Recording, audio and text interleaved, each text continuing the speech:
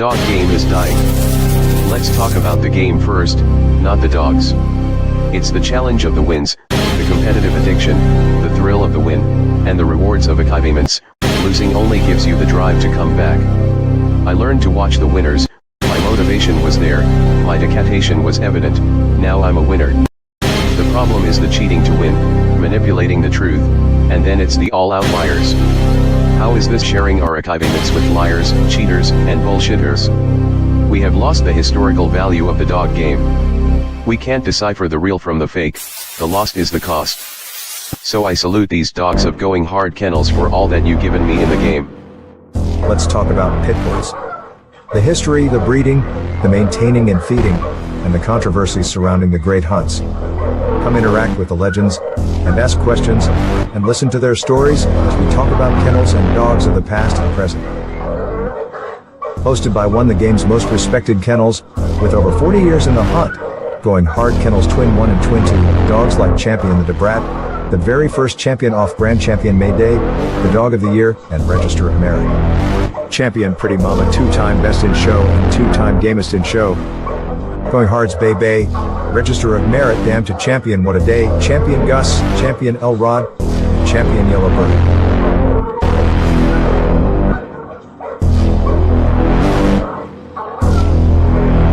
So pull up a seat, and let's talk dogs.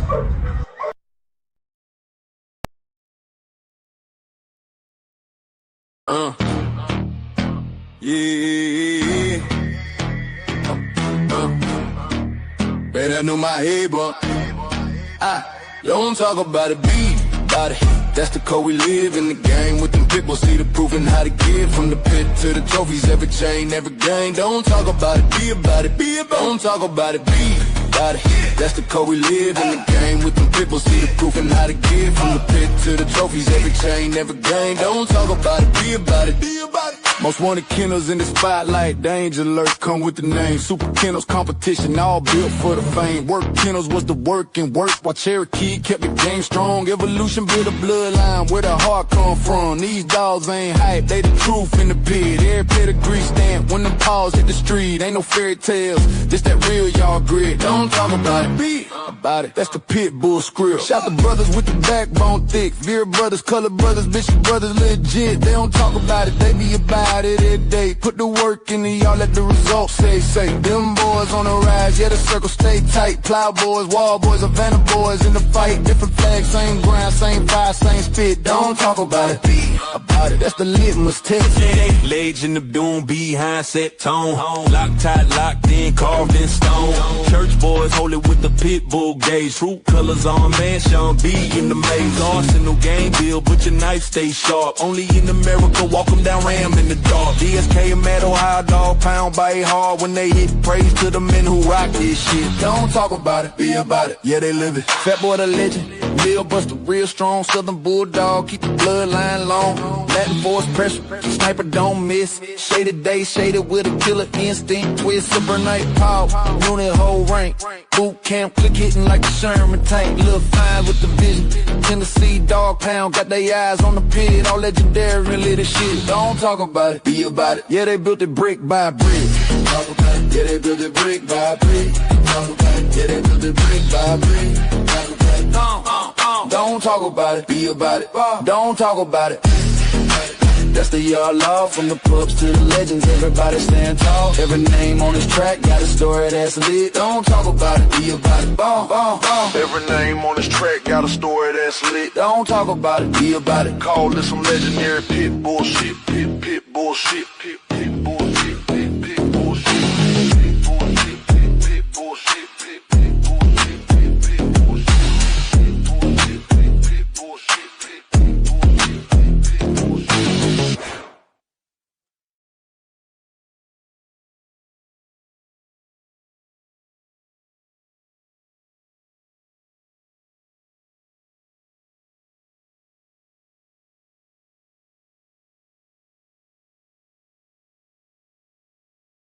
What up, though?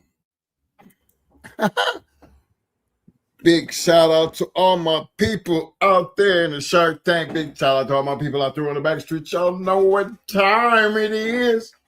Yeah. It's Talk Shit Tuesday. What up, though? Hold on. Let me get into this Shark Tank. I hope everybody enjoyed their damn weekend.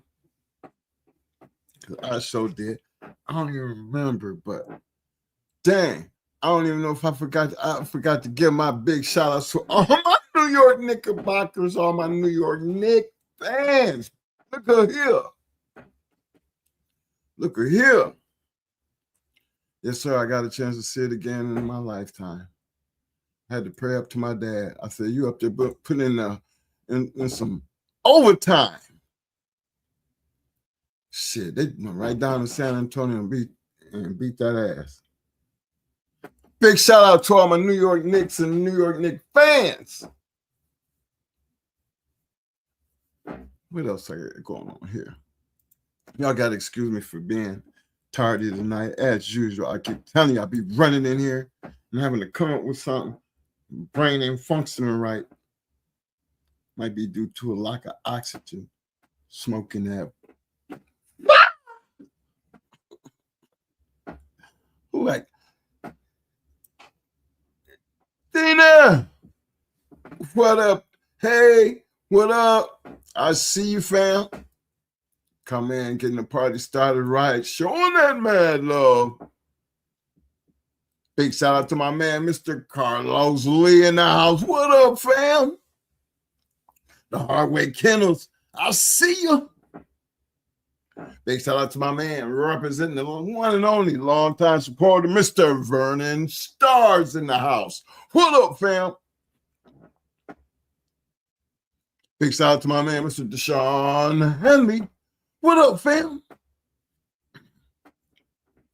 Yo, showing that mad love. My Mr.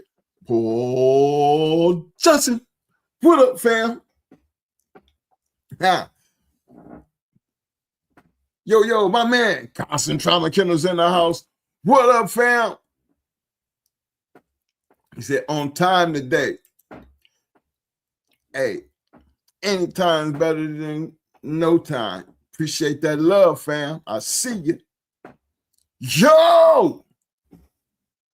Big shout out to Spike Brother Kennels in the house. Yeah, I see you, fam.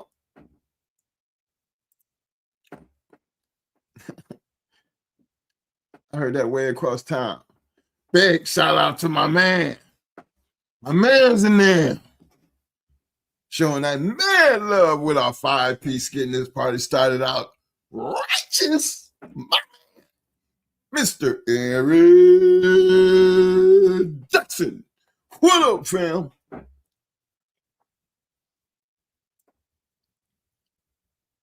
Let me see who. Yeah. That was a big shout out to my man, Mr. Jackson, coming in. Showing up that love. Where we go here? Oh. Well, fellas, I really appreciate everybody for coming out, especially all my people out there on the back street. I know when we start talking about certain things, you know, they can go a whole lot of different ways when they start talking about opinions. And no, I can't think of a better time to have this conversation right here, because we all have our opinions, you know. And look, first, I'm going to try my best to keep this link up, so I don't hear no more excuses of why ain't nobody hitting that damn link. Because sometimes I really, truly probably do be forgetting to. But I don't want tonight to be based on our opinions, you know. And I will be reading the chat, so, you know, you don't have to actually come up. It don't cost you nothing to come up or even reply. And I could have made a poll question out of this, but I couldn't, they didn't give me enough spaces for the amount of dogs that could have been on that list. When you start talking like good and great, you know. Now, I ain't taking nothing away from anybody's accolades or accomplishments. You know, that's like in any sports, you know, if you've been around sports, you know exactly what I'm fixing to say. You was good enough to make the team right there. Give it down what nobody say. When you're good enough to make the team, that means, you know, there's only so many spots was open, and you just happen to grab one of them spots. See, I was always one of them. I needed more than just making the team. You know, I needed more than just saying I'm on the team. No, I want to be starting on the team. See, I'm going at this in stages because, you know, it's based on how you climb up through them stages is where you got to get a chance to see the difference between that good and then that great. Them stages, man. Them stages. And the reason I say that because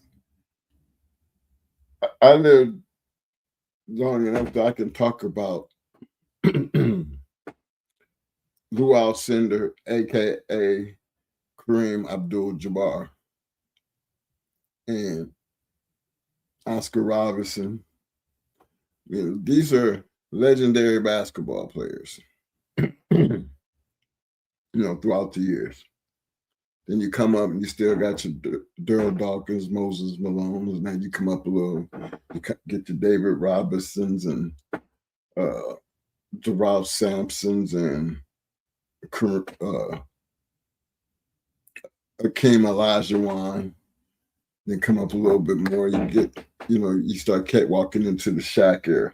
To me, you know, just running down my list of what I, you know, some of the what I call great big men, they all were monsters in their era.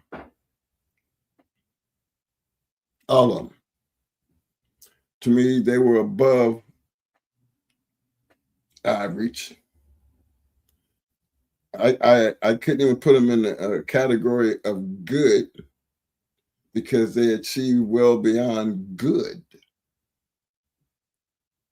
That's why I can say their names even in the now. And, you know, some people would still know, yeah. You know, they would know these players. You might not be a fan of the game or stuff like that, but because of the popularity, their name will speak greatness. Just because if you're not even in it, you still know about them. You ain't got to know his average or what team he played for. You just know there's something about that guy. I've heard his name enough. You know what I'm saying? To me, that's basically, you can be great for all the wrong reasons, too. You got to put that on the table, too. We're going to have to discuss that shit, too, because you can be great for other things when you start dealing with these dogs. And not all of this always good, you know. Some would say Gambler was a great cheater. You know what I mean? I mean, he was well beyond good. He was way beyond good. You know, that's something that you wouldn't want to be known for, but, you know, that's what history hands us. Sometimes it's things like that that you know that had some type of bearing in the community just based on how long that conversation have lasted over the many, many, many years in this community. Now, you know, a lot of people name other ones afterwards, but there's none more famous than the great Gambler. And I'm not going to sit here and tell you that he did it. I don't know. I'm just based off this conversation, like I say it. That's what conversation do. You know what I'm saying? If that, how big is that conversation? You know, what's the tagline on that? It was more than just a blow in the wind. You know, a quick flash in the pan. Nah, that conversation went well beyond the flash in the pan. Trust and believe. You see who I got here? I see my man. Big shout out to my man, Mr. God Ghostin. Yo, what up, though? My man Chico Nicholas. What up, fam? No, I'm on one night, y'all. This was a work day. I came in late as hell, Mo talking shit. Big shout out to my man. I see you. God Ghostin. Yo, my man, Big C. What up, though? Big shout out to Showtime Kennels in the house. What up, fam? That insane honey badger showing that mad love. What up, fam? My mans. The legendary Mr. Will Turner. What up, fam? Big shout out to my man. Yo. K-Pay. DB3, a.k.a. Ben. What up, though, fam? How you feeling, bro? Hey, hit me up when you get a chance, Ben. Big shout out to the hard way Kennels, my man said, twin. I told you what was going to happen with them Spurs. Got that boy dribbling that rock. Hey, hard way. I've been using that as a punchline. Ever since that night we had that conversation, you said that. I said, yeah, San Antonio was looking good with that 29 until that damn, the center started playing guard and shit. And you know what? I told you, Carl Anthony, big boy, had that young boy shook. I'm telling you. He had him shook. They fumbled. LOL. If you can play in that paint, you can't win. You can't play in that paint, you can't win. Old school ball. I'm telling you, man. I gotta give a big shout out to the New York Knicks. They had, you might not know everybody on that team, but that's a team that you're gonna get to know everybody on that team, especially when you got role players. That's what a good team look like. It could possibly be great. See, this is where greatness steps in. We know they're good enough to win because they just won. But boy, don't let them start nothing like, dynasties. They come far and in between, and it's been a long time since we had some dominating teams in sports. Let me think about that. I'm gonna stick to that statement because years fly by when you're having fun. Let me see here. Big shout out to my man Johnny Boy. Johnny Boy said, twin, I'm in here. It was great talking to you guys. Yo, Johnny Boy. Man, this is a young man we ran into, y'all, just through association with a friend. And my man was so shocked that we was on the phone that he was like, man, they didn't even tell me. But here's the funny thing. I felt the same exact way when we got him on, when we was talking to him, because he had the insights on some journals, and we were just happy that we were finally talking to somebody, that was reaching out. And man, we wound up having a 2-hour, damn near 3-hour conversation, man. That's what Bulldog can bring you, man. brings you good people, and you know what? That appreciate the history.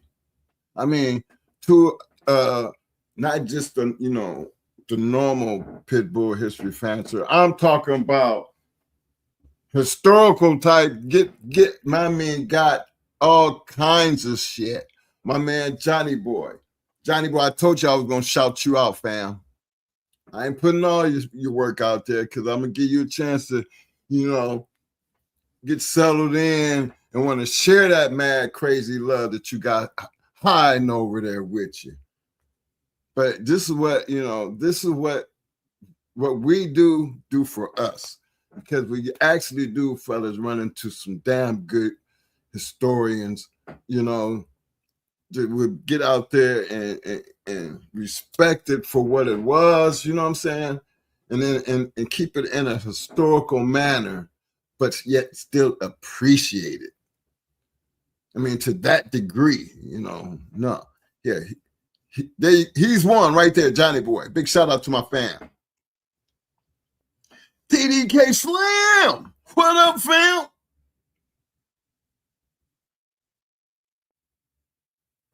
Let me see. Big shout out to my man, Mr. Jason Clark. What up, fam? Let me see. I feel you on that, Vernon. I feel you on that. We did say that night, that they should just don't be messing around, go right up in there and just whoop their ass. Good game as always, but they took care of business in their house. See, that's when you got something going. I'll come and beat your ass in your own house. No, that might piss a team like San Antonio off to be, primarily. I ain't gonna say they got swept, but come on. All three wins, all three times they was in your house in that playoff, they beat your ass. Hold on. Stop it. Stop it. Number one player. Let me see Hardway. He said, number one player can win a chip against a team. Period. Yes, sir. Especially when you're talking about that damn. Hey, remember I told you about that? Bronson got to have one of them great nights. You know what I mean? I felt like he was heading in that damn James Harden direction. Turned around and hit him for 45, y'all. He must have been watching the show that night or something, because he turned up the volume. 45. That's what I call. That's the Brunson I'm talking about.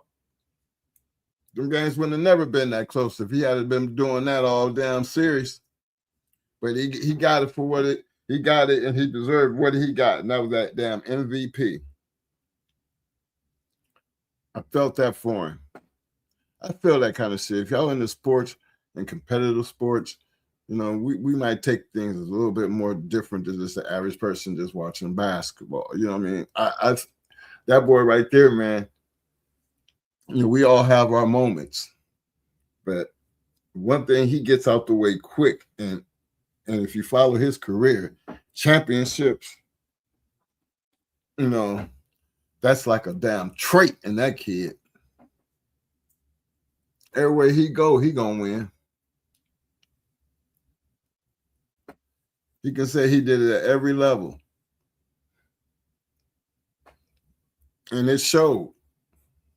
And then he's a humble guy, man. Come on. Humble. There's nothing bigger than being humble. He gave up all that damn money just to make that team, and it paid him back. See, good things happen to good people. Trust and believe that, y'all. I'm a true believer in that. Bulldog season. What up, fam? What the hell is up? Big shout out to my man, Murray. 420 in the house. What up?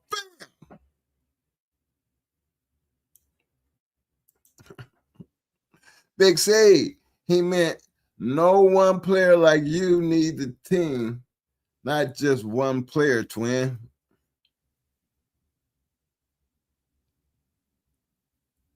Okay.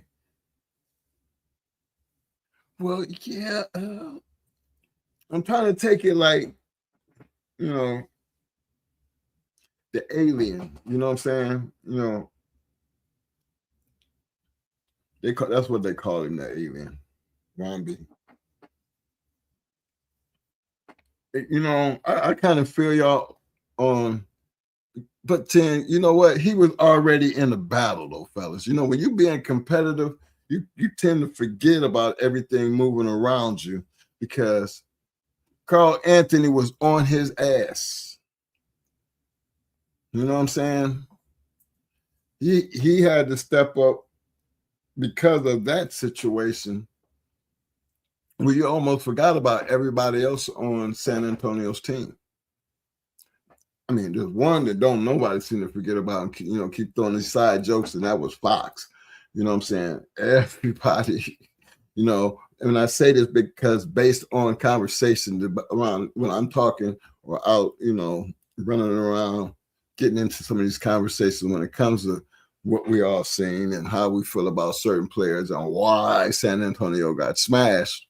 You know, this Fox name always come up.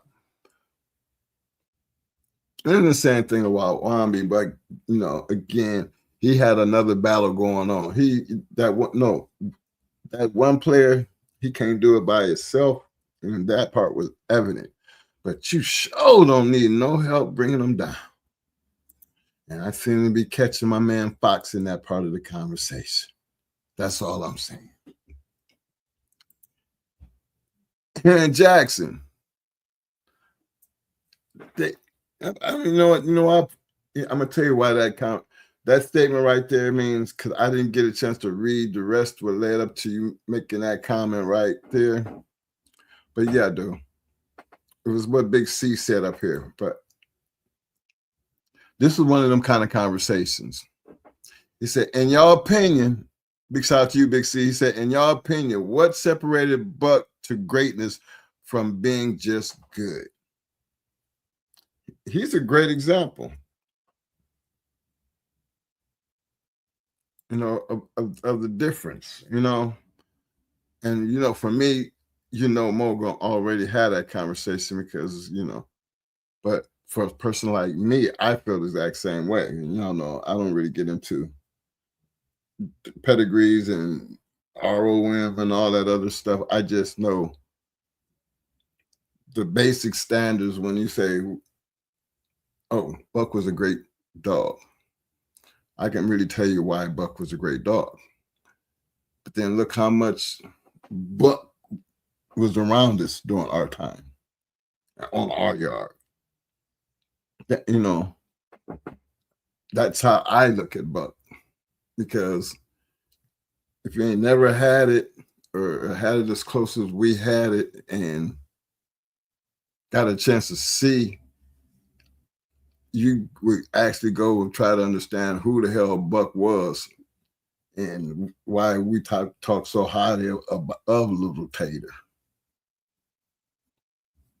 How you be like, you got that shit and you looking at that shit and you raising that shit and you know damn well this is a little bit, this shit here is hella different.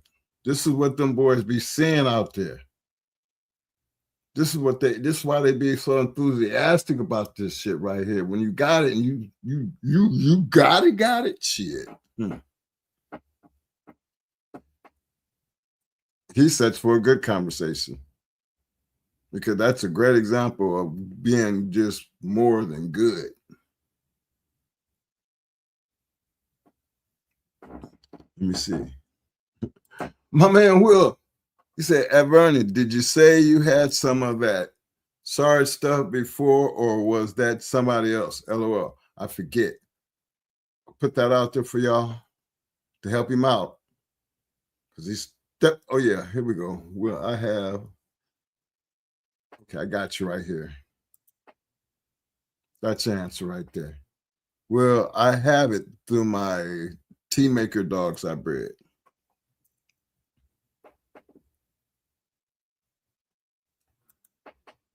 Again, Mr. Starr said Spurs are a young team.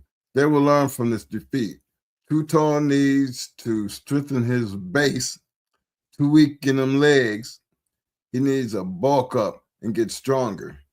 He isn't O'Neal. Yeah. Funny, yeah, you even say that, Mr. Starr, because I remember LeBron. He played AAU with my little brother, and he was an athletic tall kid, basically. Y'all seen some of his his videos of when he was coming up.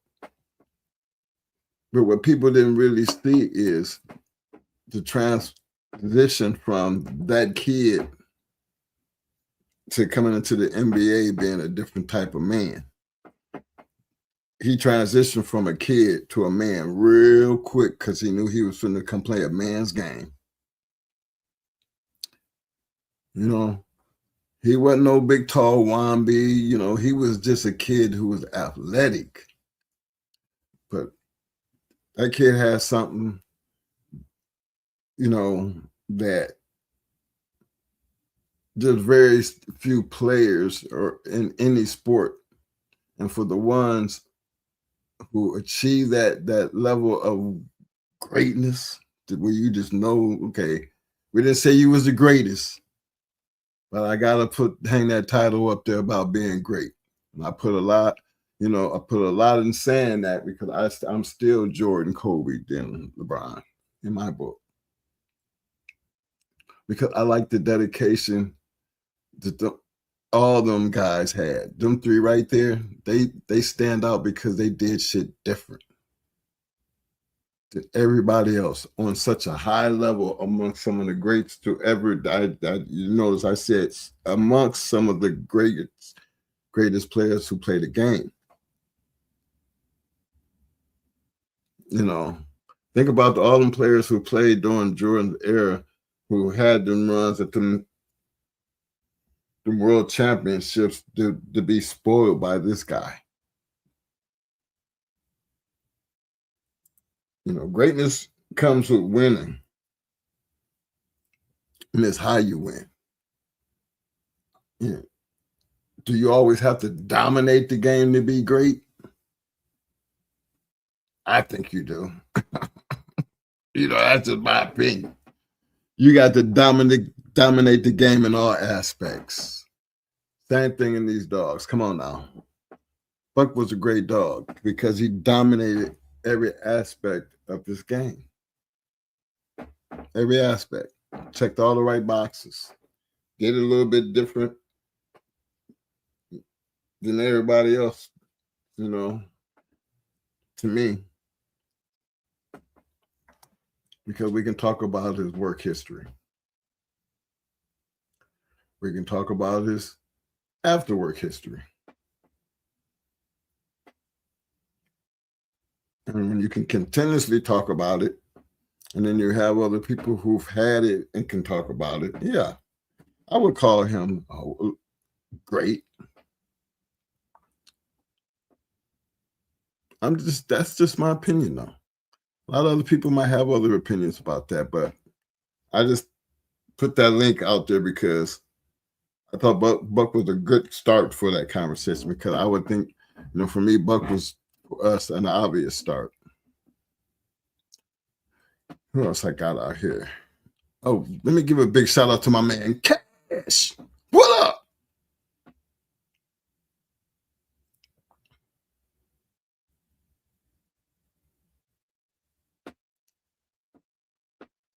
The hard way. You know what? Ben, and this was between, I'm just telling y'all, I wanted to see New York win for sure. But I had this crazy bet with my wife, and I lost that bet. Even though I really, you can't be both picking the same team in the household. So I'm going to be the better of the man. Go ahead and tell y'all. I was betting with her to San Antonio win, but I was really on the New York Knicks thing simply because my dad was one of them kind of people, and I just felt like this is the first chance that I really seen New York could actually win this mug, You know what I'm saying? That's why I always big shout out to Dad, because I know he was up there working overtime. Because my father, y'all hear me slip up sometimes and call them the New York Knickerbockers. You know, I actually grew up as a young kid knowing them as just that, the Knickerbockers. So, yeah, they didn't Knicks, but they sure ended up. But that's when I talk about them, because I grew up constantly, every game, been to the games. My father used to travel to see the Knicks play Boston. He going, get your shit, everybody load up in the I think it was a car, the Vista Cruise. It was an Oldsmobile Vista Cruise. And it was almost like a SUV before it was SUVs, because it had the front two seats and then the middle seat, and then it had a third seat, and then it had a fourth seat that was in the back of the station wagon facing the back window. So me and Mo used to sit in the very back and look out the back, be at the back window. But we used to actually travel, to go see the games. He was really, really a Knicks fan. That was a different Spurs team, though, because we could pretty much name everybody that Tim, Duncan, and them. They was a great team. It was loaded with great players. I hear you, Hardway. You said it was the coach's fault, not Fox's. Yeah, hey. But the hard way. Sometimes, man, like you remember if you watch football, sometimes somebody take off and they didn't at a point in the game that they could have scored, but they wanted the game to be over and they just fall right there at the goal line. It was, it's that type of thinking that comes, I think comes with the game. But you're right. Maybe the coach should have put it in their head before they even got out there, so they wouldn't have had to think about it. Because he wasn't thinking about it, and it showed in the end. It showed in the end. And like he said, they got to wait 100 and something more games to get another shot at it. I feel him. Big shout out to my man. Live your life, dogs in the house. What up, fam? He said, main reason Brunson's nice. His father put in that time in, extra time at that. And when your pops on your coaching staff, could be great or bad depending on how your father moves, and his father is focused. Yeah. You know what? That's another thing that separates good from great. They don't ever think that the ones that we consider great wasn't doing something extra. They pretty much doing things that everybody else ain't doing. And you got to really think about everybody who's really good. There's always going to be something special about them. But to achieve that greatness status, that means you're doing something that everybody else can't do. And the key is to find out what was it. What the hell was it? I know damn well it wasn't Jordan's shoes that made him who he became.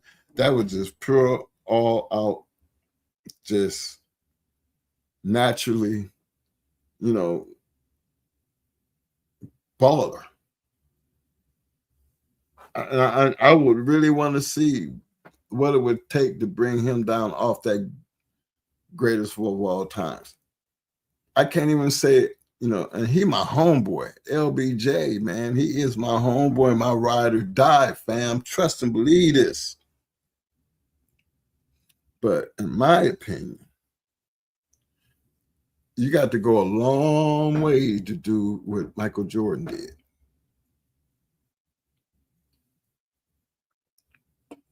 And that is to totally dominate the game.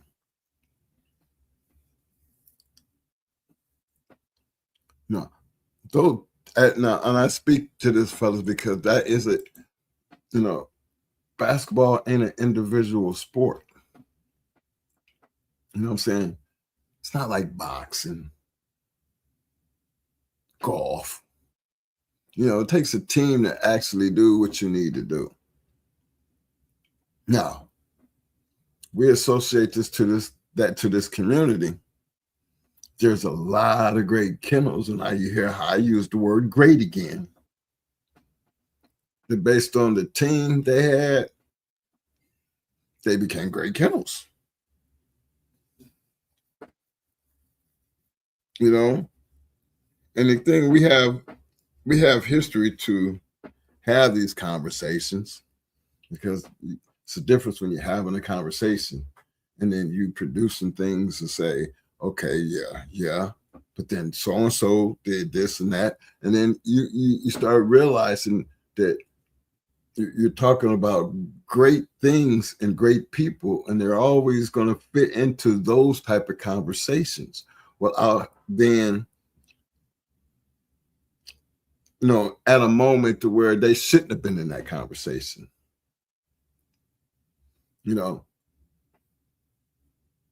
Yeah, we can talk about Jordan, LeBron. Well, there's a lot of people have their opinion on that. That's going to always be a conversation piece, but for me, it shouldn't be, because it's just nowhere close. But that's maybe why we have this conversation in this community.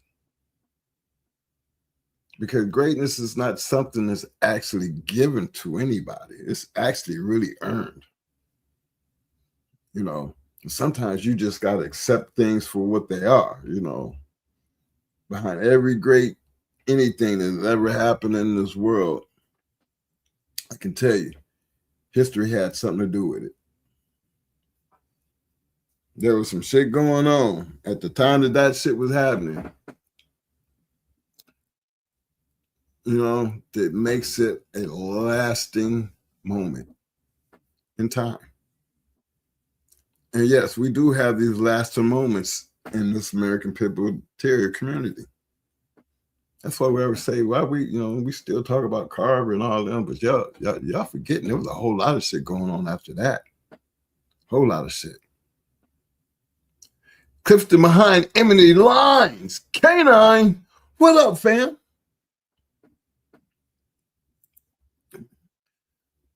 My man Vernon said Jordan was, in my opinion, the best I'd seen. We came up on DJ and Thompson, aka the Skywalker. Yeah, David, yeah. And Dr. J, yeah. I guess, yeah. See, Vernon, you from down that way, though. There's been a whole lot of ballers done came up down that damn. We knew Stackhouse, knew Shaq, knew Brandon. That was a hot area for ballers right down in there. And actually seen Jordan play in the state championship game. He was still in high school, fellas. And I can tell you then, when I seen him, I said, actually, I was in the service and I was letting people know, calling back home, hey, fellas, look, I've seen this young boy down here, man. I'm telling you, he's going to be a monster. See, some things you can see ahead of time because, whoa, wait a minute. And then you have, and then you just had them ones, fellas, to be like some of them greats up at the, from the Rutgers. And then I kind of knew some fellas growing up that shine like a mug. Had it in them to be the greats. And for the moments they had it, and then, history will show you how it all slipped away.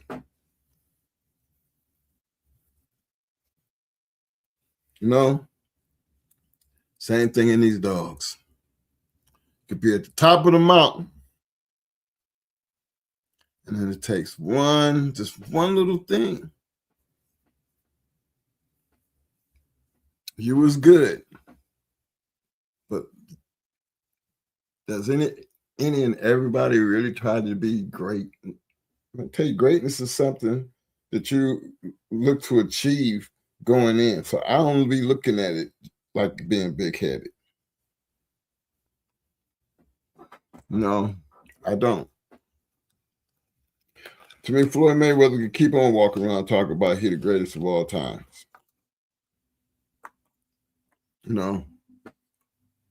Just based on his record.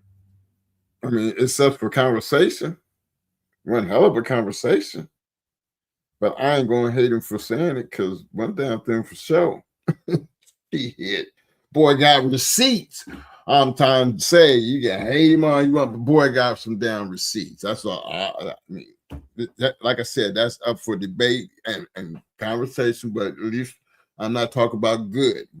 If we're going to have that conversation, we're going to have that conversation about being the greatest and let that be it. But, we're going in with dealing with greatness. And, boxing has a whole lot of them. But for his time, I would consider him a great fighter that will go down in history to be remembered as one of them. You know what I'm saying?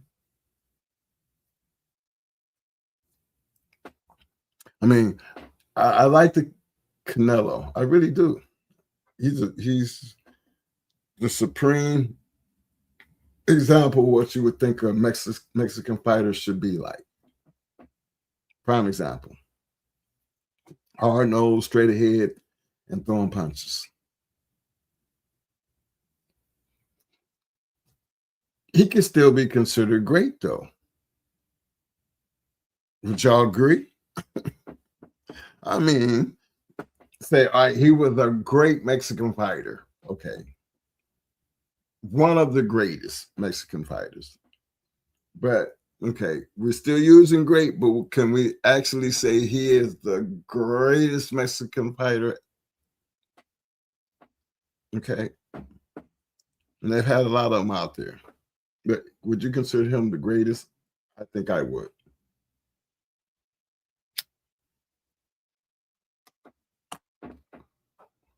I lived around boxing a long time too. Don't know everybody, but I am a fan of it. I'm a fan of any kind of sport. My man Cass said, yo, what up, twin? Thanks for the shout out, brother. Can you do me a solid and take a look at that pair and tell me what you think? Hey, Mo, you there? Mo. Yeah. Hey, I need you to put up this pair right quick. I owe this to Cash. Hey, Cash.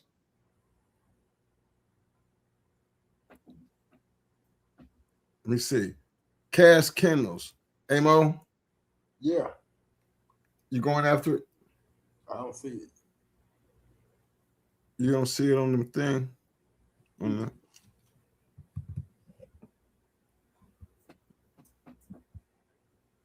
Okay, hold on. I see it now.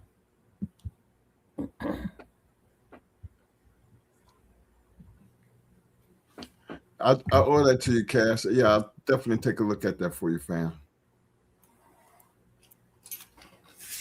Let's see, Mo, he here tonight, so he can really speak on it. Hey, Big C, I feel you on that, baby. Floyd, Sugar Ray Robinson, Crawford, all great. Yes. Now we talking.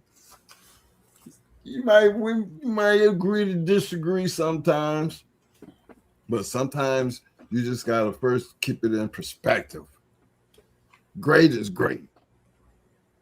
Now, great is a little bit that's a hell of a conversation because you're judging amongst the great. But there is a difference between good and great and great and greatest. Sometimes we have to accept that, as far as sometimes it just pays just being great. Because history will tell you when you start talk about greatest, there's a whole lot of people who can come up with some shit and have them statistics like they've been practicing that shit. So and so got 100 and some turned him not knockout. You get to running that shit on your ass, and you be like, damn, I ain't got no get back because I don't know him like that. You know what I'm saying? That shit is for me. It's always have been a very interesting and a real knowledgeable conversation when you start talking about dogs like that, because you learn so much about dogs, certain dogs that you've never heard of, and you just because they're part of the conversation. For me, again, I would tell y'all again, Searchy Jeff and Going Like Barney. When we got into dogs was the first two dogs that I just felt like, I wanted to read up on who these dogs were.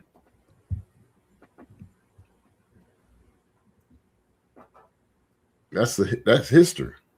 Make you want to go and think about all the things I got a chance to learn just going back grabbing them stories, reading about them dogs and the people.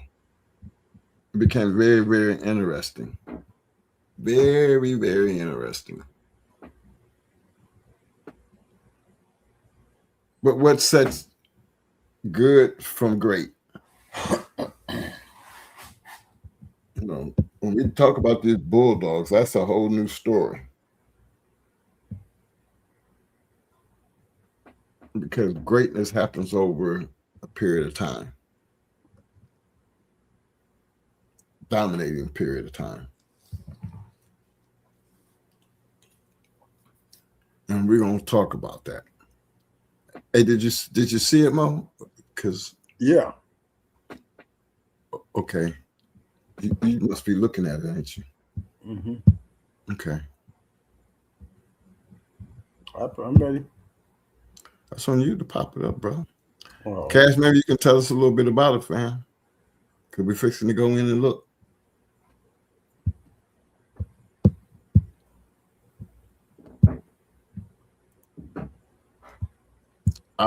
My man Vernon said, I like Chavez and Oscar. Canelo picked his fights. He can't beat a boxer, puncher with good footwork. Well, I know he lost to Floyd, and I know he lost to, I can't remember old dude, but old dude, he was a boxer too. Whooped his ass. But you're right. Okay, it's up there, Mo. Yeah. I'm finna blow it up. There you go. There you go, Cash.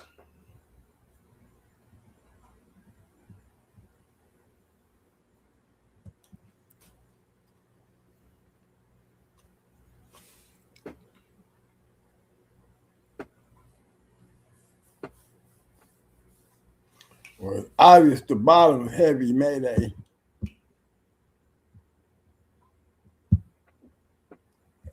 I would say more Patrick than that.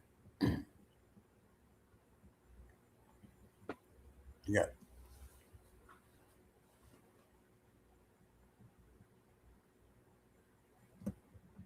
Got Macho Buck here, Luke Kane. Look like he got Hunch.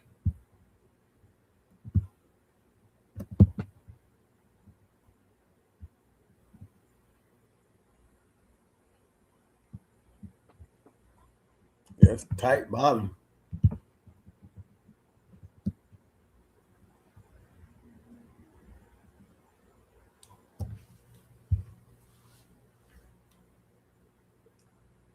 I like it. Only thing to be throwing me off, when I look at it, is this stuff right here.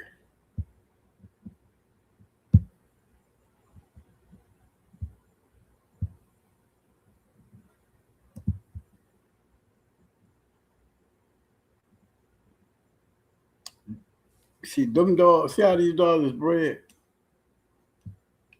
See all that shit down there in that fourth generation.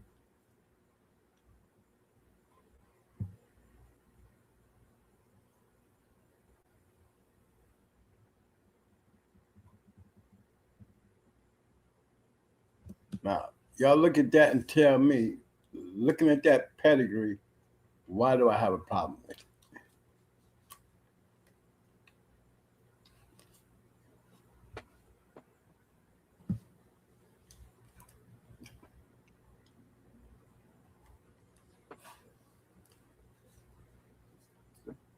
See what I'm saying, money? Yeah. Now look, Mo, looking at this pedigree, right? Looking at Benji, you brought up that fourth generation. Say that was the generation, we more around that third generation, right? And look at everything that was going on even in the third generation. Yeah. My fault. But if you look at the fourth generation, literally look at the fourth generation. Yeah. And you can almost tell where it goes to the left. Anything that carries controversy, anything that carries controversy, always just go look at the offspring. Because I've always talked shit about that Pitt Island Thug and that Red Devil shit. You know what I'm saying? And the only reason is because if they had took the Red Devil that I'm talking about, and make it Red Devil like Gas and Sundance, you wouldn't be breeding it like this. If I had Sundance, I wouldn't have turned him into a yellow dog when he was a buck dog.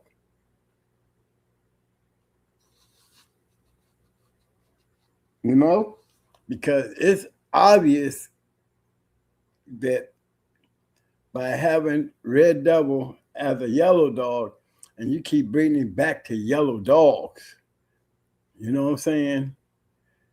Their production is not that great. He is a prime example of a buck dog, literally. If you want to keep it as pedigree the way it is right now, right here, coming off of yellow and sassy, didn't produce shit. So let's put it on the fact that, okay, maybe they breeding Red Devil wrong and put him back down as being Gas and Sundance. Now, when we put it to the yellow, well, guess what? Sundance did not click with the Patrick stuff, period. So either way y'all look at it, when it come down to Red Devil, it didn't, neither one of them dogs click to yellow stuff.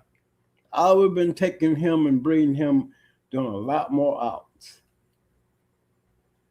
I would have been breeding him more to the 357 stuff, whether it would have been Red Devil coming off of yellow or Red Devil being Sundance. They should have went the Patrick route more than that yellow route. Because again, I look at this dog and I say, what do I have a problem with this pedigree? What is it about this pedigree that I have a problem? All that great breeding, and this is what you get, probably a whole bunch more than that. You want to know the truth.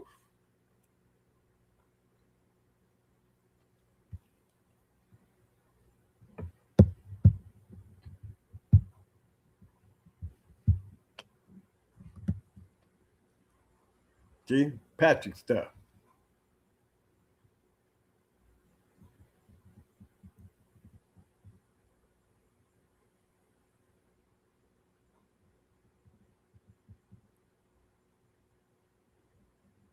See that? Now with all that, we got champion Red Bull or just Red Bull POR. Okay. But even when we look at that, you got Red Bull the second, that's a champion. You got Red Bull Jr., maybe that's the same dog, it probably is.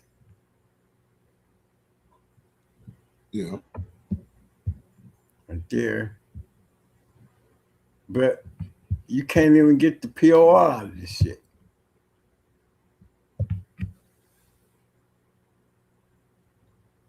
But you're Red Bulling it to everything. See, me personally, I can't have.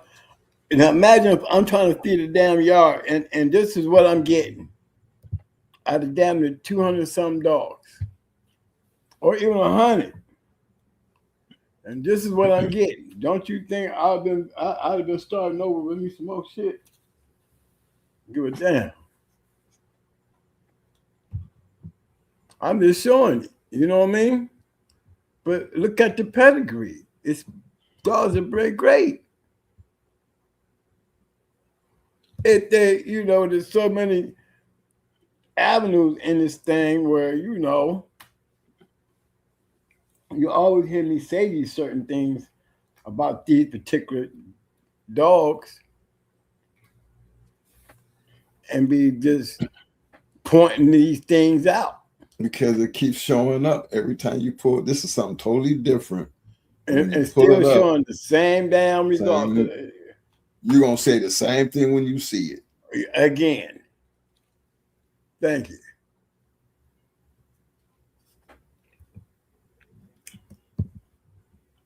Look at that. There's nowhere in the hell you're telling me you're breeding for production when you got a pretty pedigree. That it is. But no way. If I was having that fucking many dogs out there and that's all I'm getting is a bunch of that, that is not satisfying to me. Because what they're doing, everybody's trying to do, and what are everybody getting? No great pedigrees, but I've always had that problem because this stuff here, there's too much, I always said the controversy in itself, because nowhere in the world you're going to tell me when is this shit going to start clicking? When is that bread that good? Where is the click at?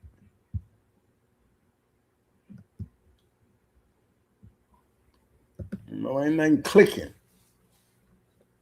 But a bunch of pretty papers. That's what I see here. It looks good, but it's like, okay, where is the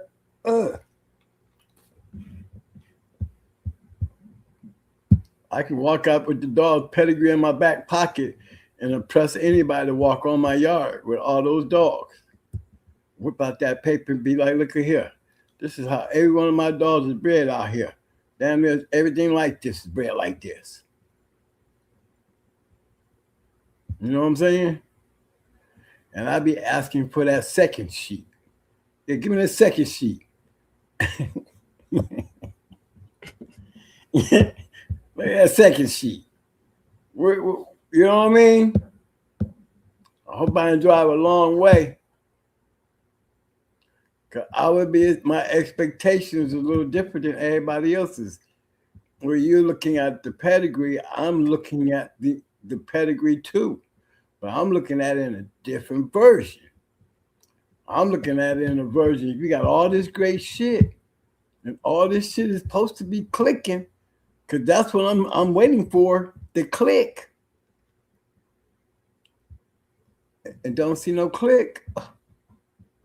I can go to each one of them and tell you, look, man, this is what's wrong here. The bottom is perfect. But I keep on telling y'all about that thug shit.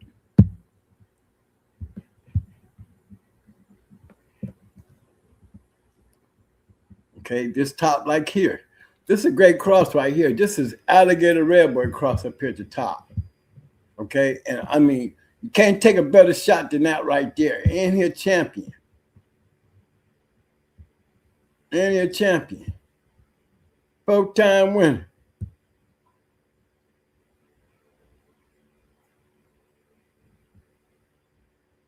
Call hard boys. Okay, I see y'all.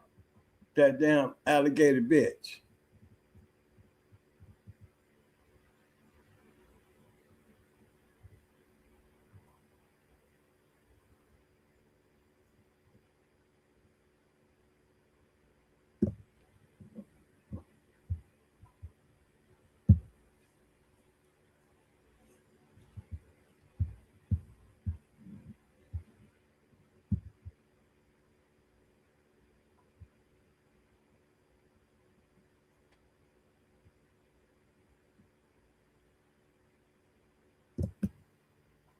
Now, when y'all look at that shit right there, okay? As I was saying, that was a good cross. Sammy Arab with that damn alligator shit. That just proves that it clicked. See, this is why Tom is all over the LT today shit. You see what I'm saying?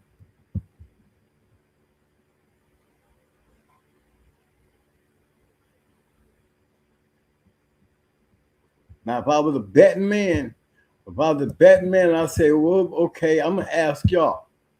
Okay, let's get some real talk in here. Let's see. I'm gonna ask y'all, who's the contributing factor to LT today? Even though he coming off his daddy comes off a bad motherfucker, Sammy Arab, his daddy was a champion. You know what I'm saying? Look at that. Garner, even got the Garner up there at the top too. Cross with some red boy and some damn alligator. That's the 4-time winner.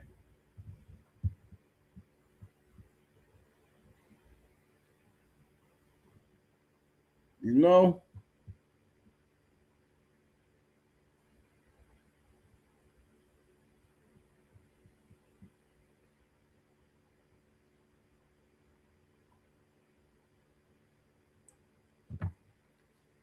But look closer. Look a little closer.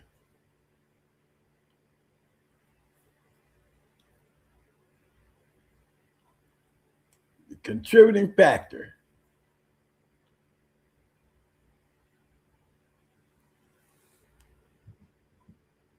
Was it the top or was it the bottom? I said the contributing factor to LT today. Was it the champion daddy?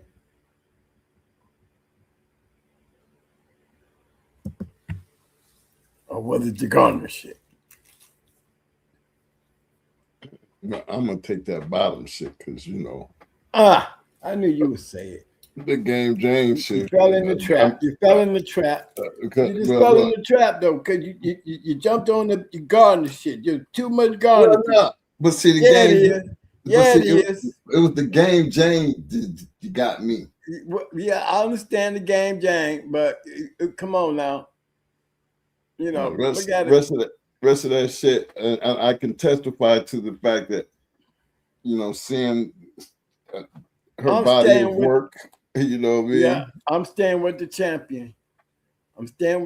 Sammy Arab Boomer, registered married. Yeah. Old Asian girl, 2-time winner, coming off the alligator shit. Just to even have a bitch that's even alligator, winning too.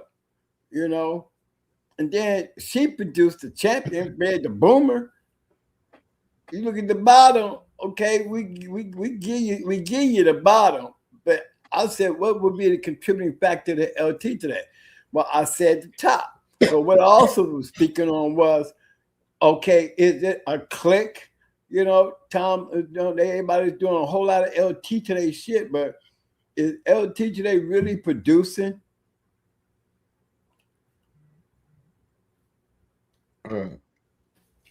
But no, time will Okay. tell, though.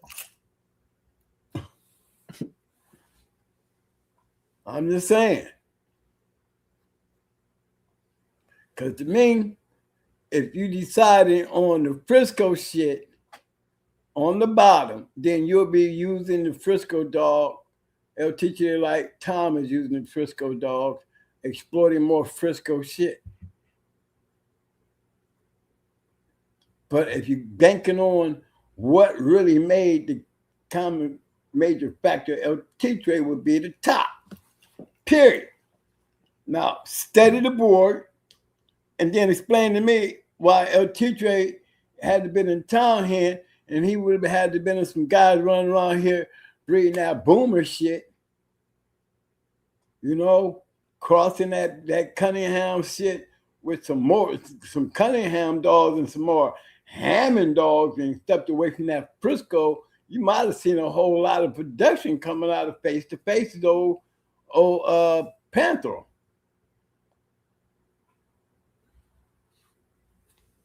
Because it really ain't the Frisco shit. I'm sorry. I don't see enough match dogs up in there like I see on the top.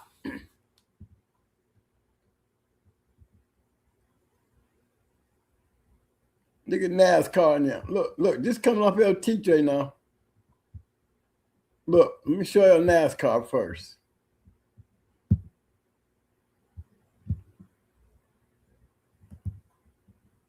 And we know NASCAR was a bad boy. Now we know that, Mike, because we know who had it. Oh, my boy All-Star. They had it.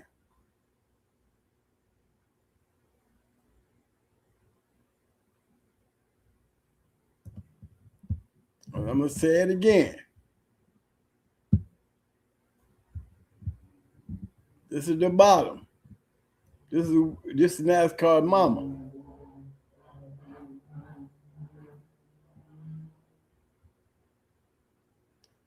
What's the cross? What's the fucking cross? Do you keep seeing in this shit?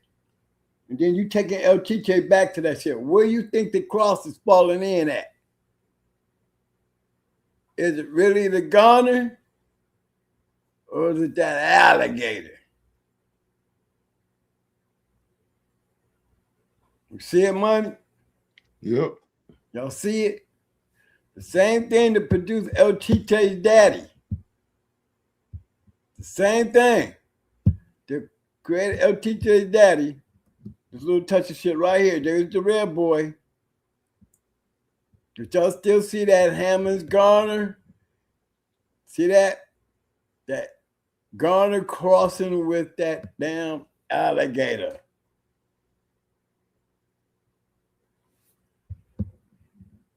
Boomer factor. The bitch gotta give it to her.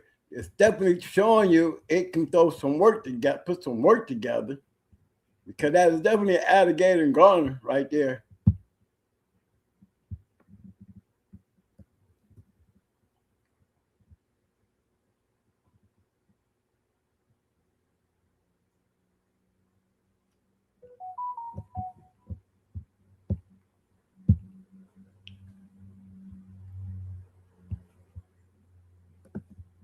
Keep in mind.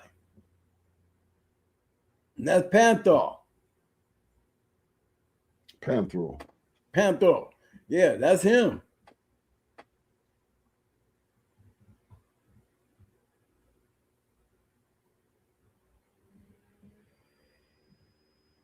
Through one good one. But you put that Garner back up in there. Go back. The Garner with that red boy. I'm telling you, man, the red boy is the key factor. Boomer. See that? See that run? See that run? Bam. Bam. Bam. Show me anywhere else you're gonna see that work. Show me anywhere else you see that work. And rest of my case.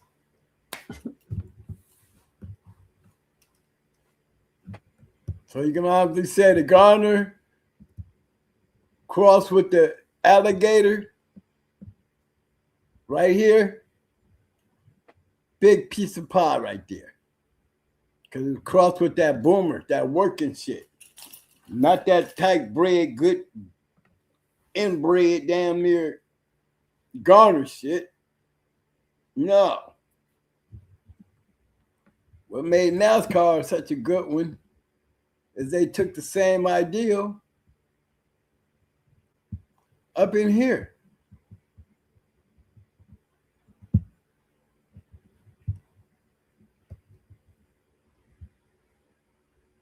NASCAR mama. Look at her. See it?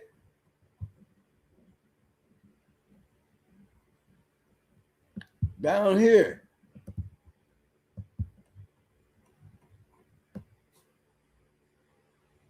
Crossing that Frisco with that ham and shit. Took that shit, bagged it up, and put some Red Boy in it. And then you get the great ones. Gotta give it to him. Would you give LT Dre his good? He deserves to be considered a great dog. I mean, he produced. I mean, they got him in here as a registered mare. I know I'm looking at two good ones right here. I know NASCAR was a good one, and the Gotti dog wasn't no bad one.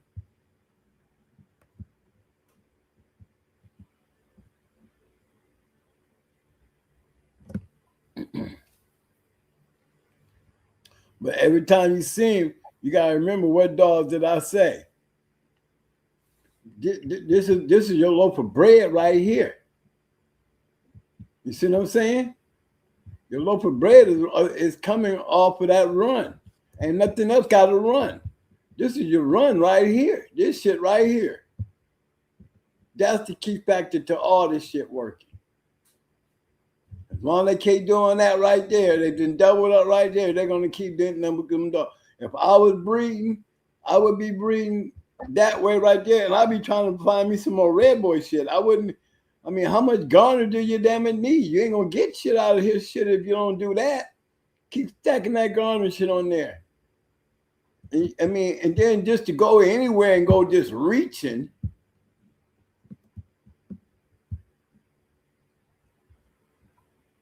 You know, and that's just adding Eli. Why would I even try the Black Angel stuff when you're still dealing with more Garner stuff? Even when you're trying to cross it with the Eli stuff, and that's not your click, when you know what the click was the Red Boy.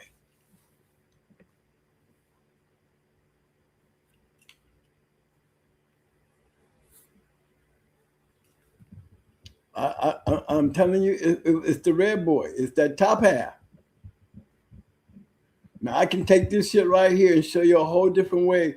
If I was going to breed this shit right here, I would be going a whole different route than the route that they trying to take it. I would be taking that Eli shit, and I'm already dealing with some spike shit. I'd be going right back into some more of that Eli stuff crossed with the spike stuff.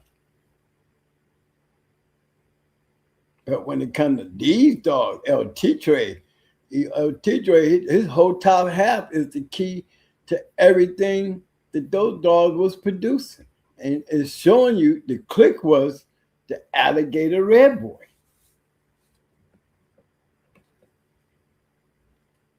That's your click. I would have been concentrating on figuring out what made it work by me looking at it. I'm saying this is what make it work. This is because we got a whole bunch of down Frisco, and you know how I feel about Frisco. He's on that list of great dogs, 30 years of breeding a fucking dog. I mean, I was expecting to be there too. But come on. When you go comparing numbers, you know, let's keep it real.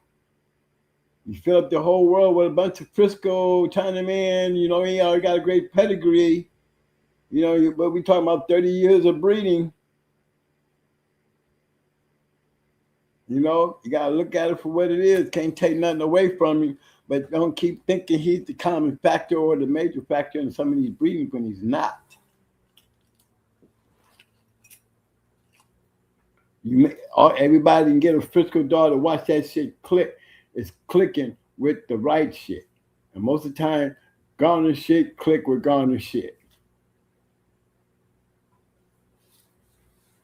You want to see a good one, get a good line cross, and then go cross it into some Garner shit. I keep telling y'all, Red Boy and Garner is the new thing. That goddamn Mayday and Garner gonna be the new shit. Watch what I tell you. I keep telling y'all. Start crossing that Red Boy into that shit. Don't forget. Buddy Love. Don't forget Casanova. Champion Ghetto. All them dogs. Garner shit. Red Boy.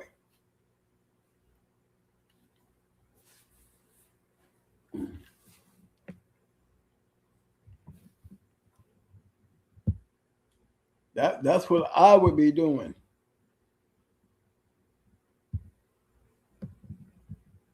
You just totally stay totally away from that Mayday shit because it's self-explanatory or something. Well, I don't stay away from it. I just said I did say Garner and Red Boy, didn't I? Yeah. Okay. Well, I mean, Mayday do have Red Boy in him. You know, he just had the Patrick dogs, you know, and so do Frisco. And we all know that, you know, Frisco and that Red Boy shit, that does click.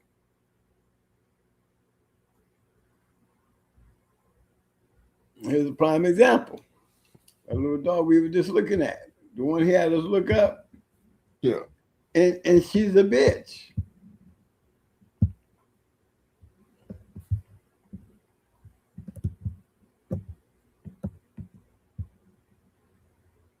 The bitch right here.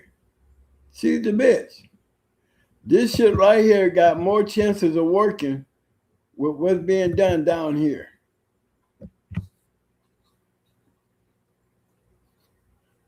And when you see that, when that bitch start throwing shit, who we gonna give it to?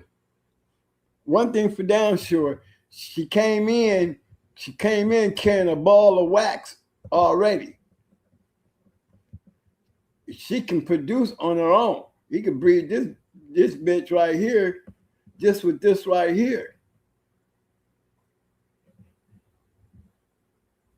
I mean, because I have two bitches here. This bitch and this bitch. Somebody gotta throw something. This bitch didn't throw nothing. Okay? You got three bitches here. This will tell you if this is working.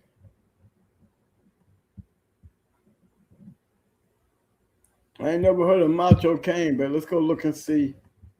You know, all them buck dogs, we always tell y'all them buck dogs got beautiful bodies. You ever notice one, they all gonna be structured nice. Macho Buck was a nice structured dog. You know, but this is a very familiar breeding. You know, anytime we got Mayday and Stone City all crossed up, you got Barracuda, Lucane, you got the whole Mayday horizon. You know, remember, what are we doing? Ain't we doing the same damn thing, Money? But we did. Yeah. But look at Spice and Storm and Yellow Dog.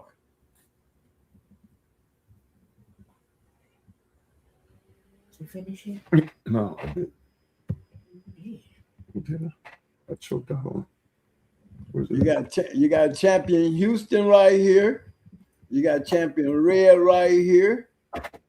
You got Champion Pinky right here.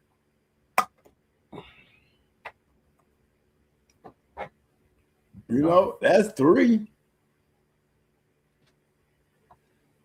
And you ain't got a whole lot of you ain't got a whole bunch of pages of the shit. But you gotta admit, you got three working dogs. Now let's see why they worked.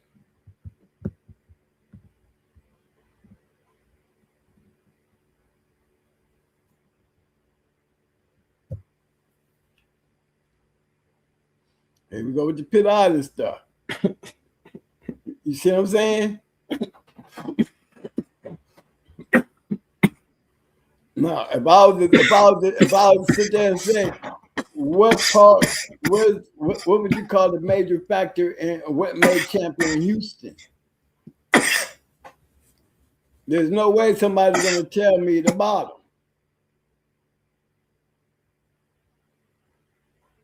Here, I'm going to help y'all. I'm just going to just throw it all in. I'm just going to go to Champion Thor. Okay?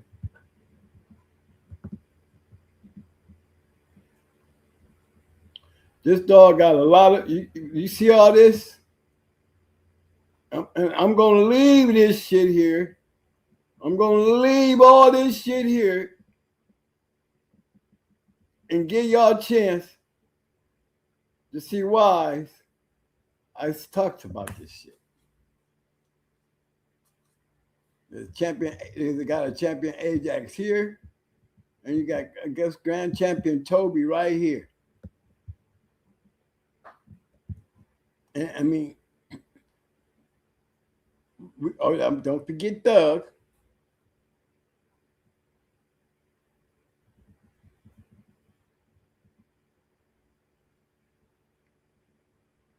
But I'm sorry.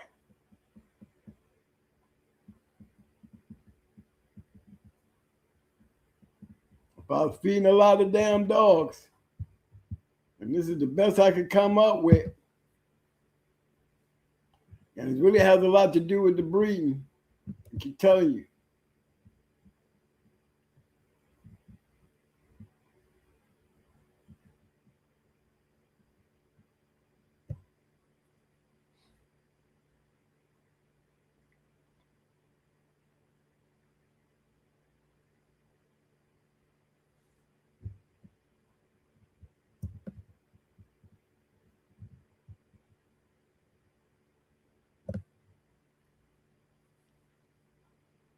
A whole bunch of RBK.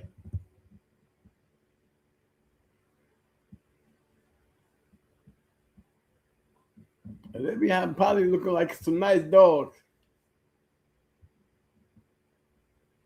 But again,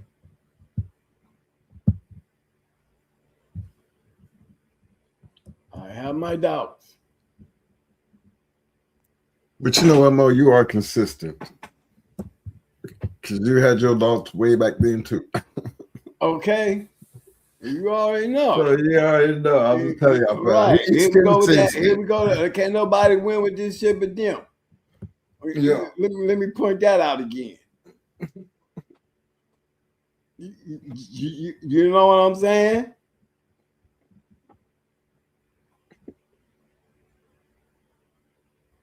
I'm just saying. I'm just saying. You a motherfucker, boy. I'm telling you. I mean, you look at it for what it is. That's all I'm saying. Anytime I see this right here, can't nobody else do what they doing. Hey, y'all better be checking that shit. Hey, Mo, Big E said, twin, what y'all think about the Hollingworth Bull Yuckmouth breedings?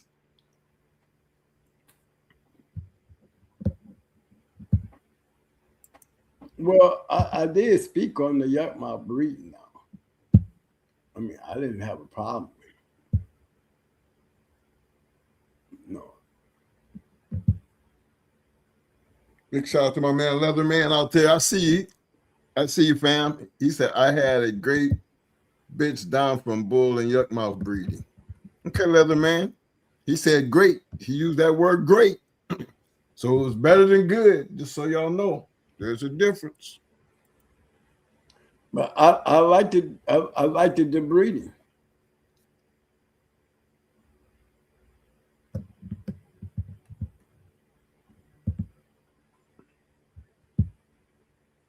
I was down here earlier.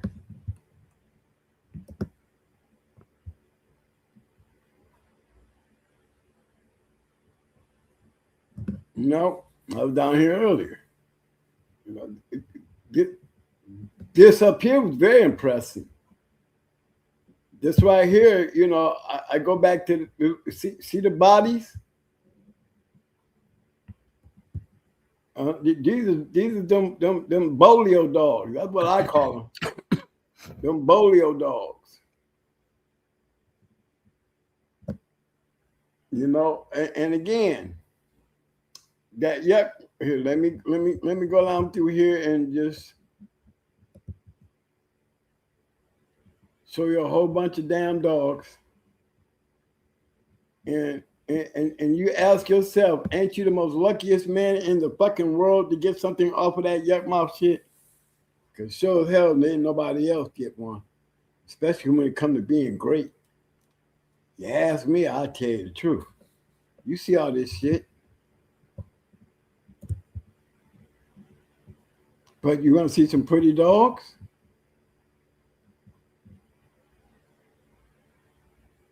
Y'all want to see some pretty dogs, though? Them dogs, they got beautiful bodies.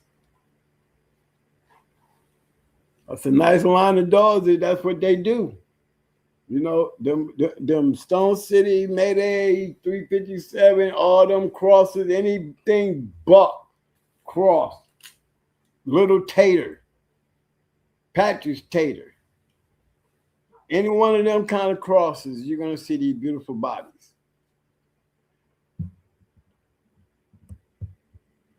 But just the same, I mean, you got to have, you whoever said that they had a great bitch, I would be able to call her great with you compared to what everything else they had. You know what I'm saying? Because that's a whole lot of dogs. And them offsprings off the yellow bull. Okay? Now, I sure hope your bitch produce better than him. Shit. Yeah, but they throw some pretty dogs.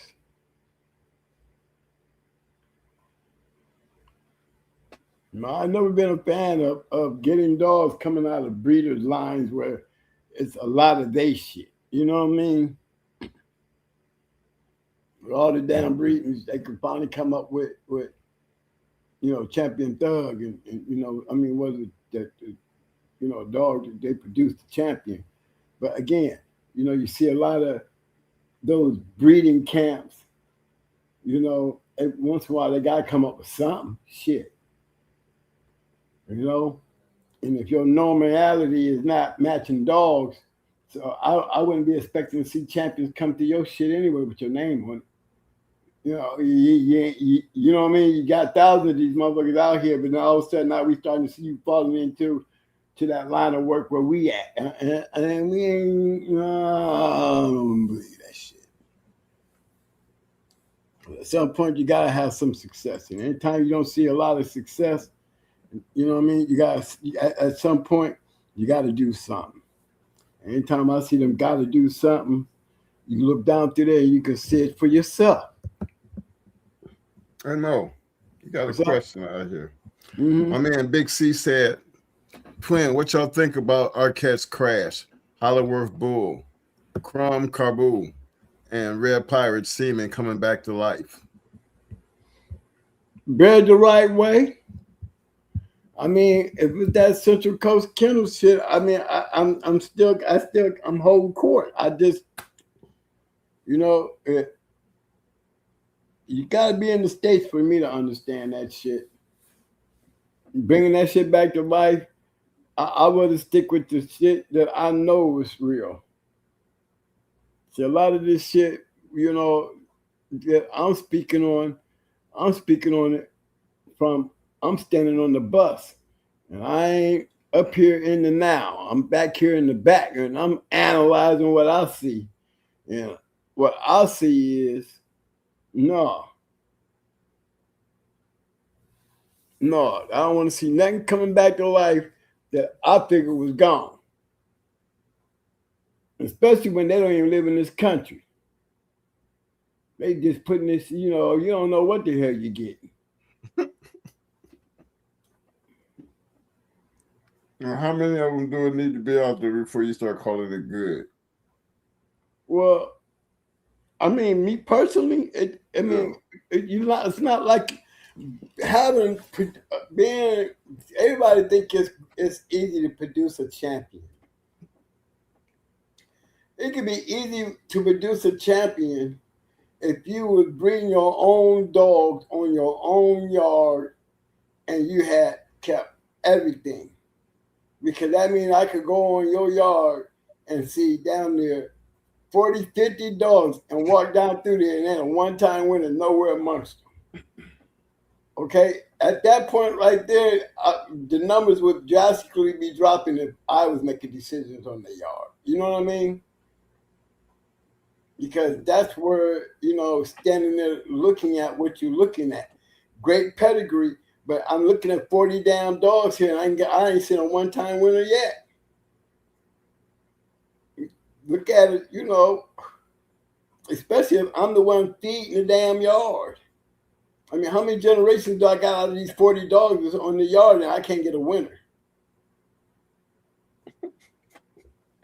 Got a great pedigree here, whole damn yard, bred good, but I can't snatch a winner out of here nowhere. Okay, but hold on, Mo. You sound brutal. Okay, all right. Understanding this, you saying Well, this. we're talking about chain space, dog shit, dog food, medicine. Look, I mean, I know you. You were that guy. But at what point do you blame it on the dog man himself? Well, it falls on him altogether because they the ones living in that fake ass dream. It's a dream. They're looking too much into the papers and not into the dog. There's flags in some of these things. That's why you always hear me pointing out these things. There's flags that's being thrown. And if you got flags in your pedigree, then you best believe if you go back and look at the main thing that you was riding on to make you grab that shit, you saw the flag, yet you still fucked with it. But that's not you looking like his yard. Y'all be feeding a bunch of damn dogs that's bred good, but there's questions here because you know what the flag was?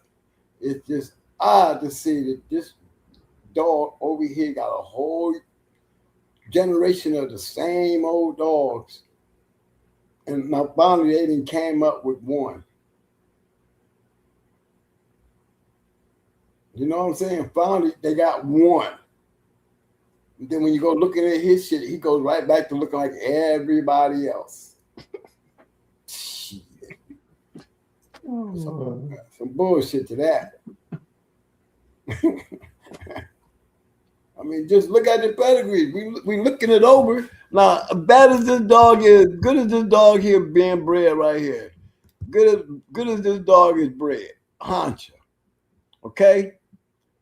I mean, she's bred real good. Now, I can understand the yuck mouth thing. I didn't mean to be brutal, but I wanted to point out something about them RBJBT Kennel guys.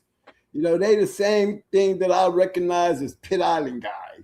Then the same thing that I look at is Waccamaw guys. You see their name on a whole bunch of shit with good bred shit. Every once in a while you get one champion fall in there somewhere and keep shit going. Like I got a whole page of that shit. Let me go click on one of them. We're going to click on Honcha. We're going to have a whole bunch of that shit. All of them still bred good, though. Still bred the right way. But still. Looking good. But we already know we on the wrong track. Because I bet you ain't none of them young. I guarantee you this.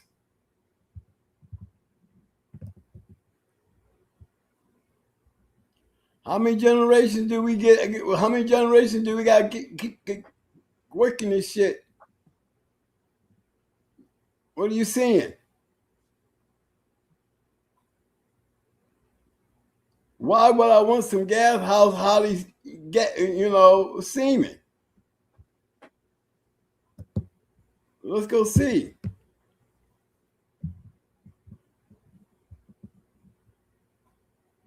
Well, already I see the breeder evolution. You know, them flags, them fucking flags. You know?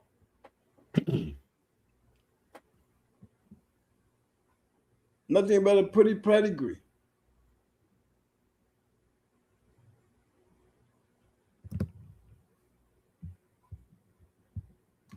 I have no problem with this part. I always be talking about this part. You know, I'm always, because they sell dogs. When you sell dogs, it's like this shit right here. Frozen semen breeding.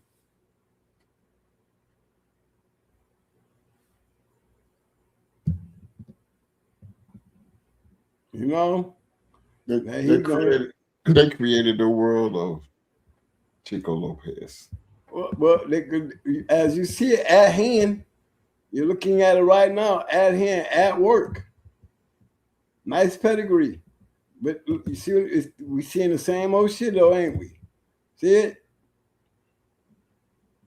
We start dealing with the same old dogs.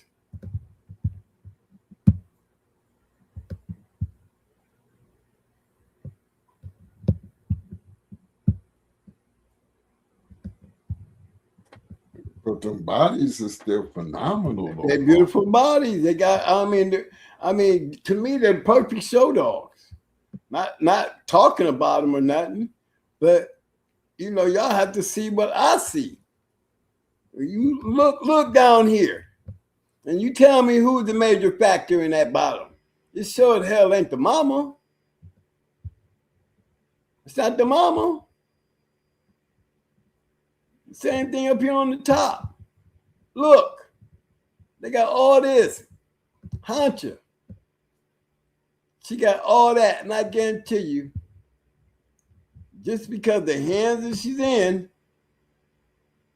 we're going to find out if this dog can produce. Because she's got all the right breeding. How you going to breed it? Look, this right here alone should bring out question.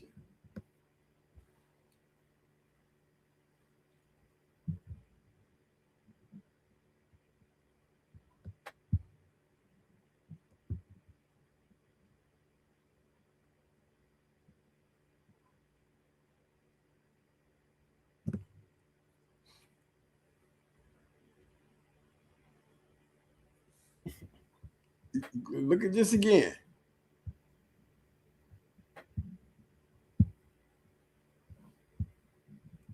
Female.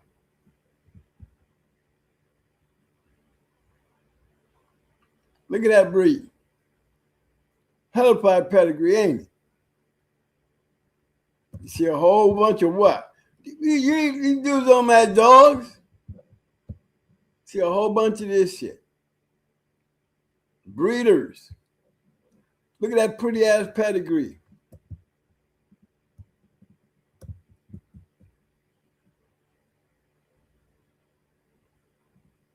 You got 3 full siblings.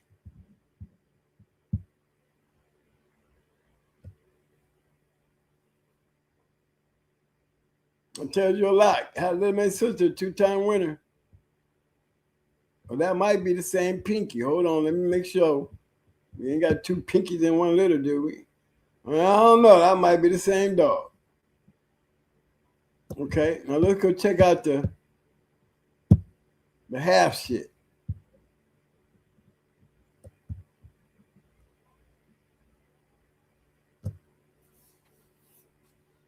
Look at it. Now, if you feeding a yard of dogs, when do you come to the conclusion you might be feeding the wrong yard of dogs? You know, how many dogs do we have to be breeding? What if we ain't selling shit and we holding on to it? And imagine my yard looking like this right here. Yet my pedigrees look like H1 down. I mean, imagine how many days will I keep getting up, going out there feeding this fucking yard, and I'm looking at all this pet, and I'm carrying the pedigree in my pocket, still ain't matching up. I got Pinky. Okay, I got Pinky. But that's a whole bunch of dogs you got to go. If that's all I got, if that's all I got was Pinky, a lot of work there being done. You just got to see that. And you know, and if you're selling dogs, it's always questionable when dogs like Pinky and them start popping up. You know, too close to the line, and especially when Pinky probably came from the same yard that you know that got a bunch of dogs, but go on their yard, they ain't got a champion yet. But they got one off his yard, Pinky. You know, that kind of shit right there you gotta pay attention to, man. Because anytime you selling a bunch of damn dogs and you breed them and every time you turn around, you got a nice pedigree with a nice litter, you're selling dogs.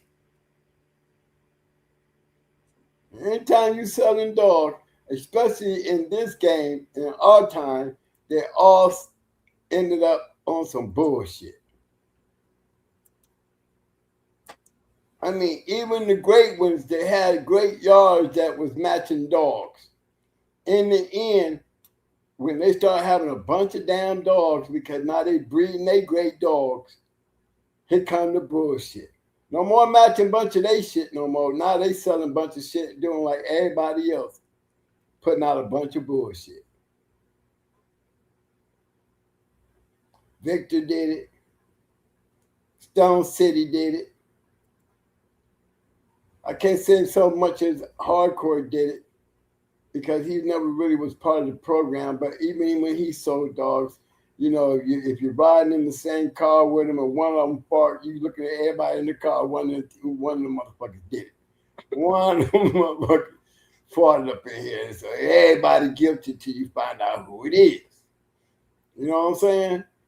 And that's how it be. Even the great ones turn around and do it. They go for the money and they settle in for that. And the possibilities of you getting what you think you're getting is, you know, it looks good on paper, but never stand up to be the dogs that they come from.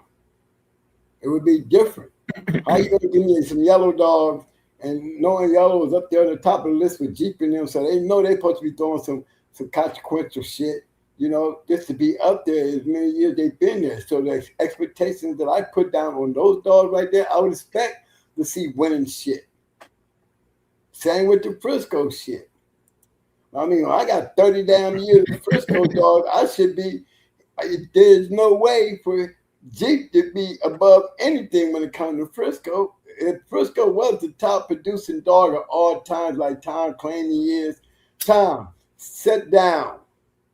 Because you have a breeding program that consists of nothing but a bunch of straws. 30 years of that shit. So imagine the dogs. If we were to take Frisco dogs and get a percentage on the amount of dogs that came off of Frisco and compare them to the great dogs that's on the same ROM list and put them all in their proper place, guess who would be at the bottom of the list when it comes to percentages of dogs that produce winners, not only just the champion, but the winners. Frisco will always fall to the bottom. Why? Because he has so many dogs off of him from 30 years. His percentages wouldn't even be 10%.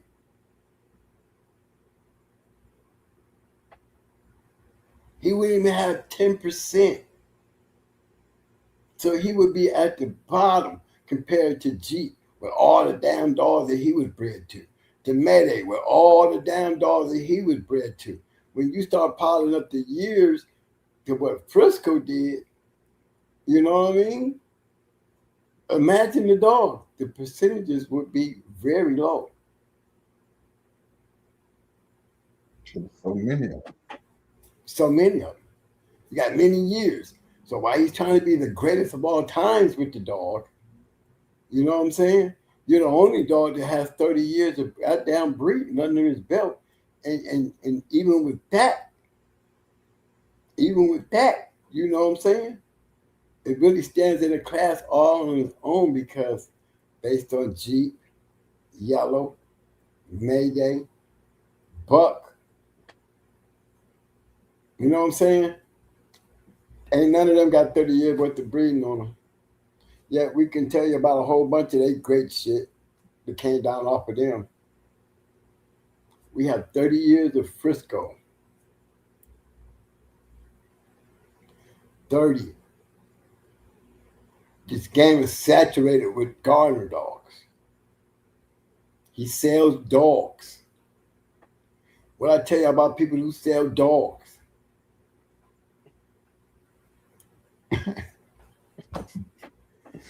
Hey, you boy. Hey, big shout out to my man Chris. Go Mikes. Hey Mo, see if you can pull up Hardy Boys Champion Trap. Welcome to the Shark Tank, fam. Hey, where you looking that up, Mo? Your boy Will. Big shout out to my man, Mr. Will Turner. What up, fam? He said when Mo starts speaking facts like this, that's back on the Bucks truth right there. But he know what I'm saying.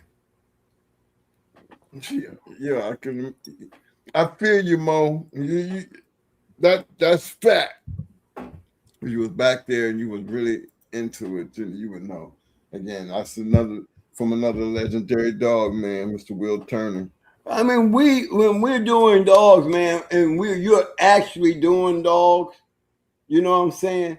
It's obvious to us because we're feeding all yards. We know how hard it is to produce some shit to go play with. We ain't selling shit. We too busy trying to get something to play with. So we know in that alone, that is not an easy fucking task. Now, when you just selling shit, come on. There's more lies in a cell than you would ever believe. Or you think all of them got a lie under them.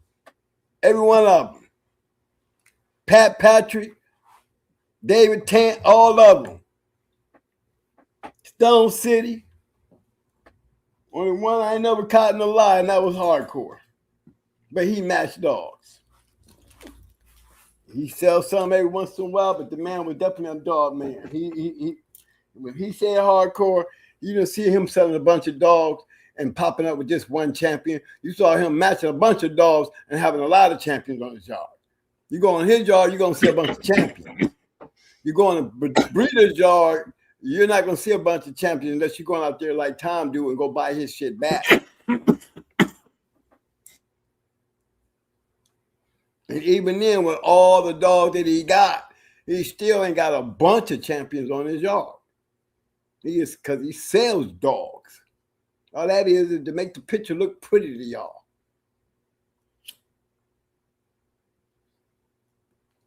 Not taking nothing away from me, because I think it's a great business move that's been working for it for years. So I got to salute the man, because the man has stayed relevant for over 30 fucking years doing what he doing. And damn it, I got Going Hard Dog and got Garner in them anyway. So what the hell what am I going to say? I can't say nothing bad about him. But 30 years of this shit, your numbers is going to look terrible when y'all look at how many dogs he done sold and how many of them are really out here. And give me some great ones. LT today, he's a great one. NASCAR, he's a good one.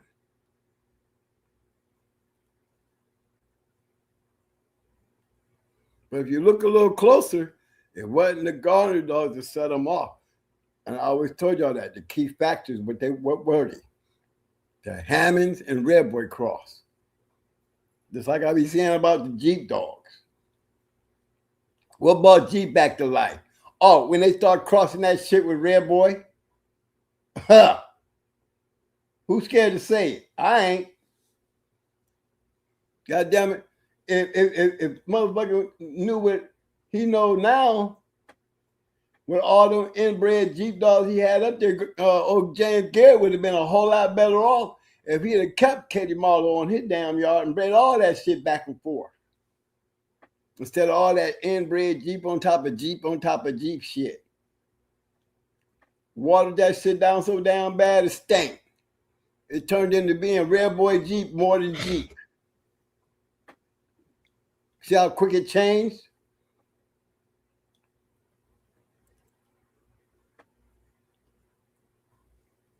You know, you're looking for matchdog.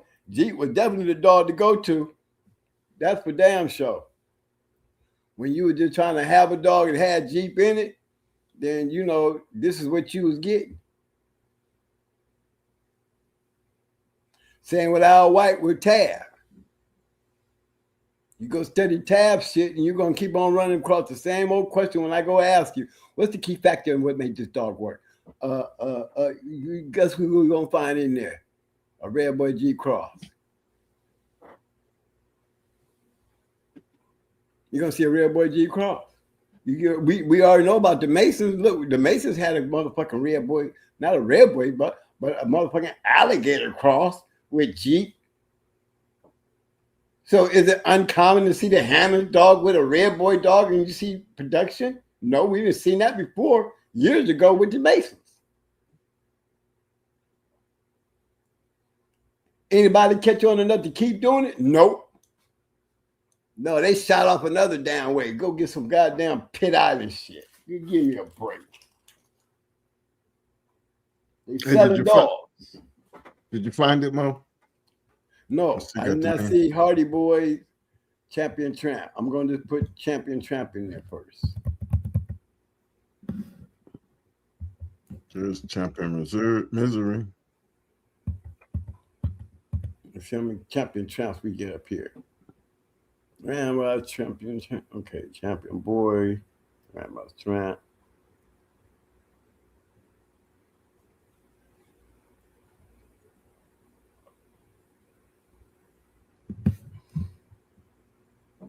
Help us out, Chris. Yeah, I need some help finding this Champion Tramp, dog.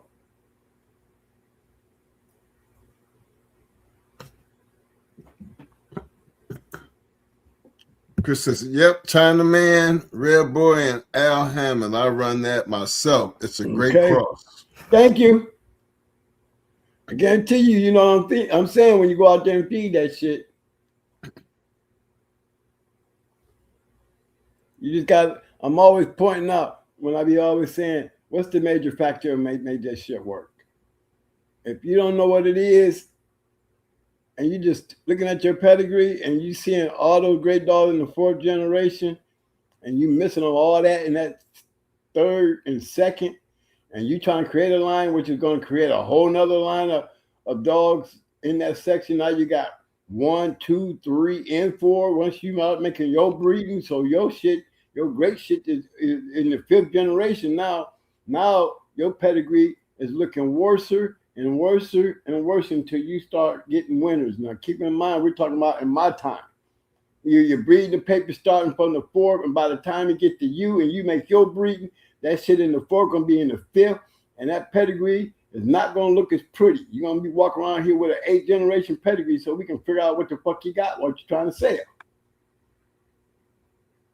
Because you saying some shit that we don't see in the pedigree. We got to go back here in the 5th generation to find it. Oh, okay, I see it now.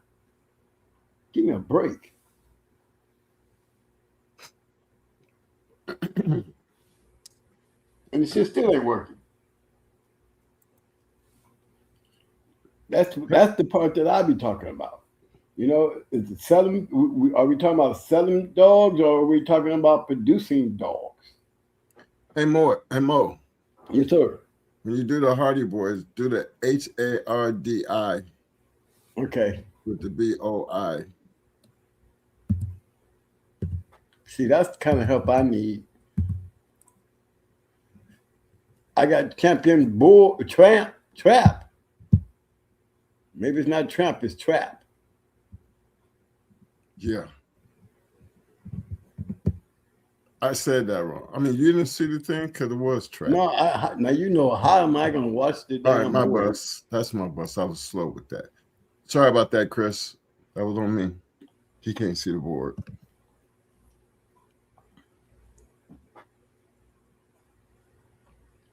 Now here's we were talking about this earlier. See, bull and yuck mouth, that breeding right there. And then you got to go on the Central Coast Kennels Evo, coming down Upper Hunt.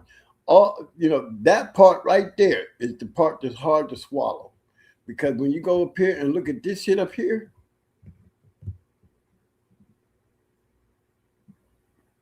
you're talking about the ones who selling dogs, okay? But look what they playing with. Who do you think is the key factor in this shit? I'm gonna take it from here, up here. I'm still trying to come to grips with the shit at the bottom. I'm just keeping it real with you. Anytime you see Evo, you just fall to pieces.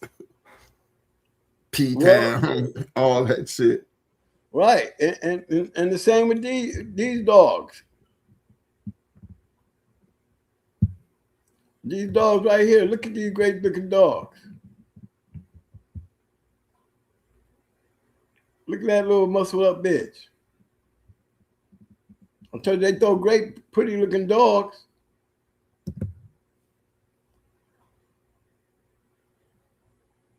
But look at the pedigree. This man right here,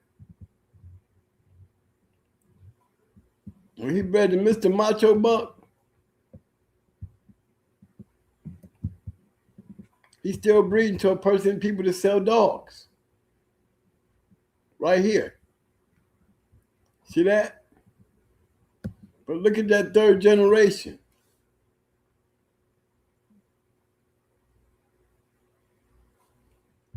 That's Grand Champion Macho Buck right there.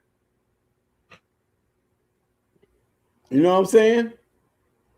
You tell me who the key factor in this cross is. Is it the top or the bottom?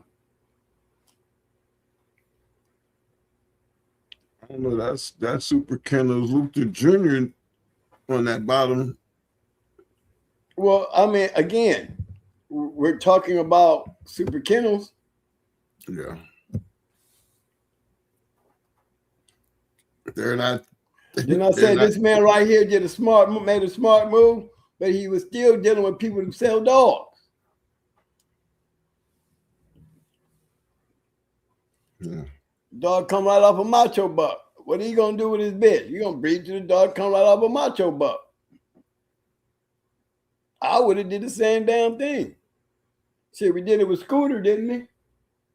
Yeah. That's the same old shit. But like I was saying though, if you don't get this, because you ain't gonna see this a lot. You're not gonna see this a lot right out here. When you get them people that sell a lot of dogs, and when they selling dogs, this is what you get. You're talking about dogs that just they come up winners. Some of them come up winners. Some of them don't.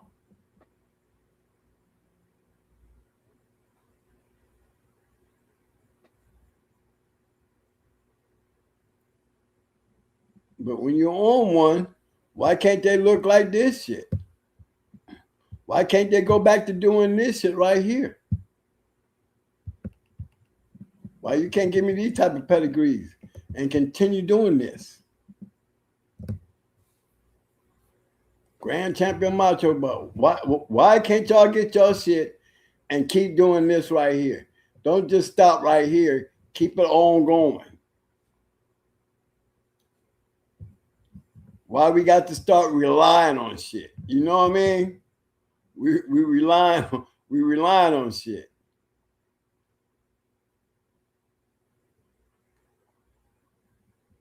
Look, man, y'all see all these damn dogs on here.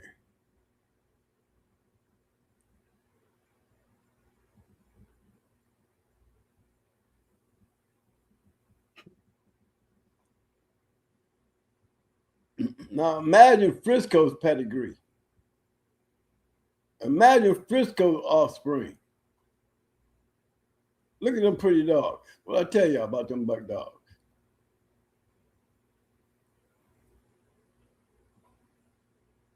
They all had them bodies.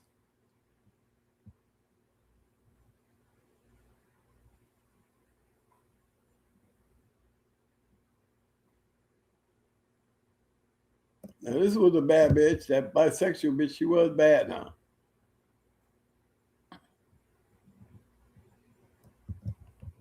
But if y'all going to be doing some breeding and staying in the loop, you see genetics you don't run far from genetics. Well, Mo, look at that Don. Go back up right quick. A little bit more. That Don Ahmad Macho R1. Yeah.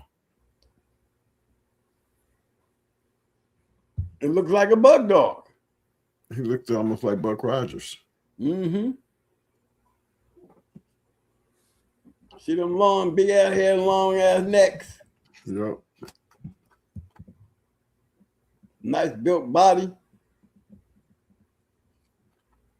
Look how he bred though. Yeah. Okay. Let me see your ROM shit. Let me see your ROM though. I see too much Southern Kennels and what was that? Southern Kennels and Evolution. Oh Lord.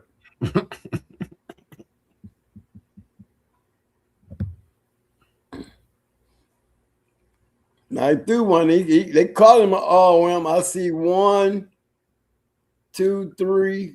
We need one more.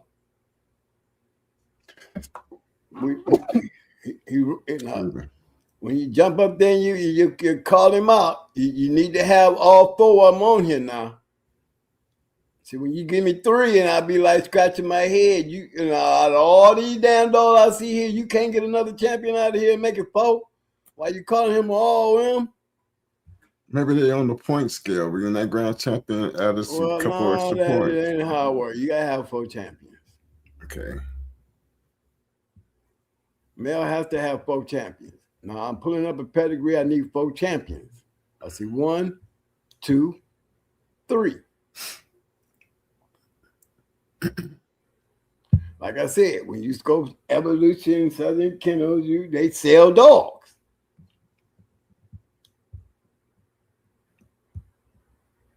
But it was. I thought it was a nice looking dog.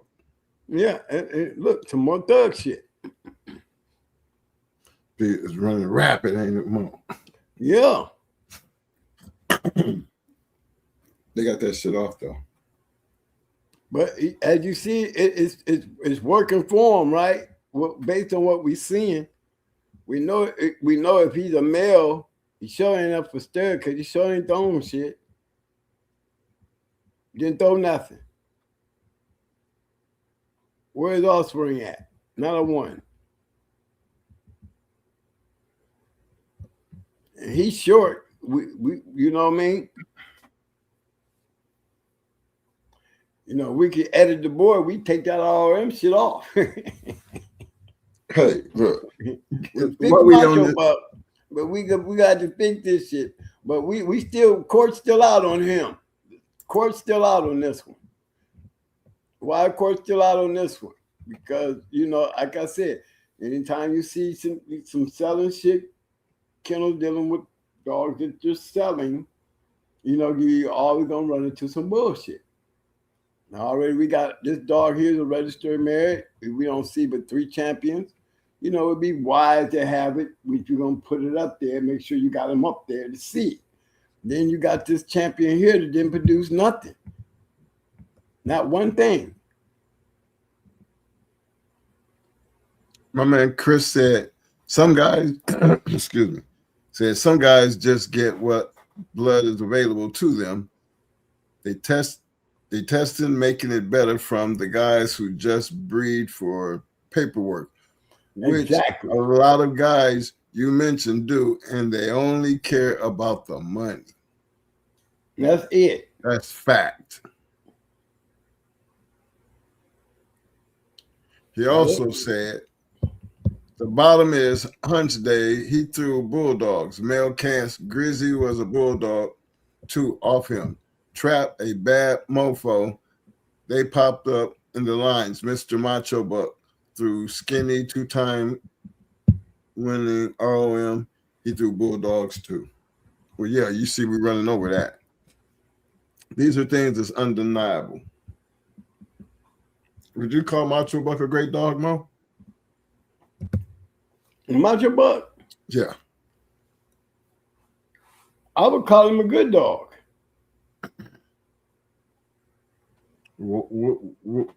Considering he is an ROM, he's a grand champion. Yeah. And maybe, and I'm just putting this on here. He's not Mayday. He's not Grand Champion Buck. He's not Nico. He's not Nico Jr. He's not Yellow Buck. He's not the dogs that, you know, he's not his daddy. Well, I would have to say, yeah, I'll give it to him as daddy. Yeah. But he is a good dog. A great dog if he was throwing like Mayday. A great dog if he was throwing like Buck. He got both of them in him. The fuck?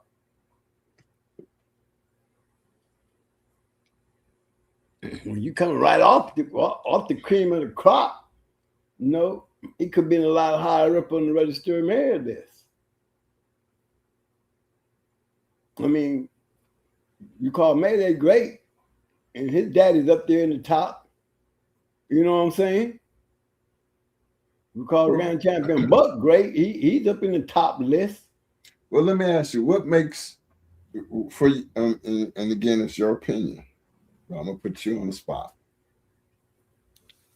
I don't even want to ask you about the difference between good and great. I wanted to hear your opinion on what makes one great. Well, I'm gonna revert back to what I've always said, and I'm gonna always say it. I take the 7 dogs. 2 of them over there on the RM list with the females. The other 5 is over there on the register of merit list. Top 5. Jeep, great. Yellow, great. Mayday, great. Grand Champion Buck, great. Frisco, great. That's 7 dogs. Why do I call those dogs great? Can't take nothing away from Frisco. I'm going to start from my bottom pick. Would be Frisco. The reason why Frisco gets so much love from me is because of the simple fact that this man had 30 years of straws of a dog that he genetically just brought through the whole lineage of the Pit Bull game with Frisco dogs being bred all over the goddamn world. But even when you add up his numbers, you know, they might be weak numbers, but we're still talking about a lot of damn winners. Great winners. We're talking about a lot of winners and a lot of great dogs when we start talking about them. But could any of them produce like Frisco? Hell no.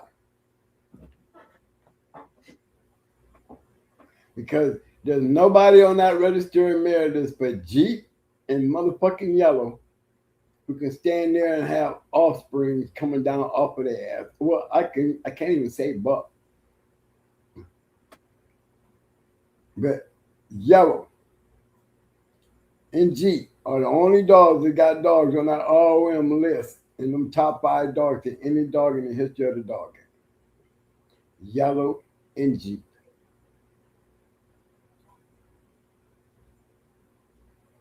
You know what I'm saying? Which is Honey Bunch. Gotta look at Honey Bunch coming down off of Jeep. I mean, coming down, Jeep coming down off of Honey Bunch, number 1 bitch. Awesome Baby, number 2, coming off of Yellow. That's 1 on the list. Mayday, there's the other one on the list. You see what I'm saying? Literally the top 2 dogs on the register of merit list of all times. You know, what they all, I can name them both. Mayday and Awesome Baby. There's no other dog in our RM list to share that spot but them two dogs.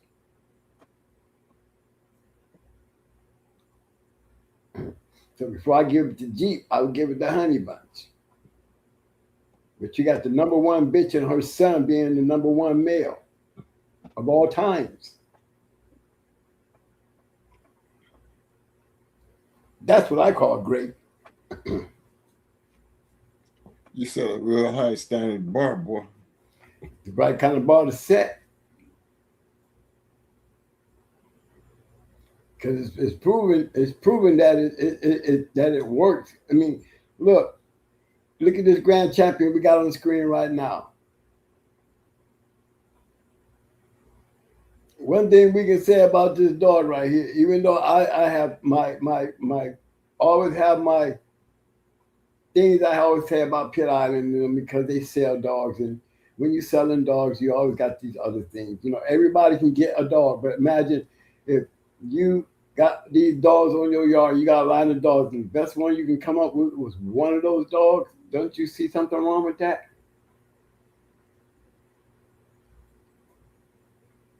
I got a whole damn yard of this shit. What the hell I need with one? I need more than one. I need to make my own name off of more than one dog. If that means that's all I got out of that, it was one dog, then I need to get rid of all the rest of this shit and take this one dog and start over.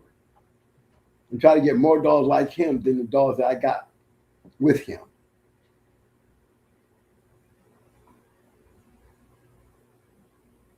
A lot of these badass dogs, y'all see them pull it up, you keep finding Mayday in them. But you're finding great Mayday sons, Hunts, Luke Kane.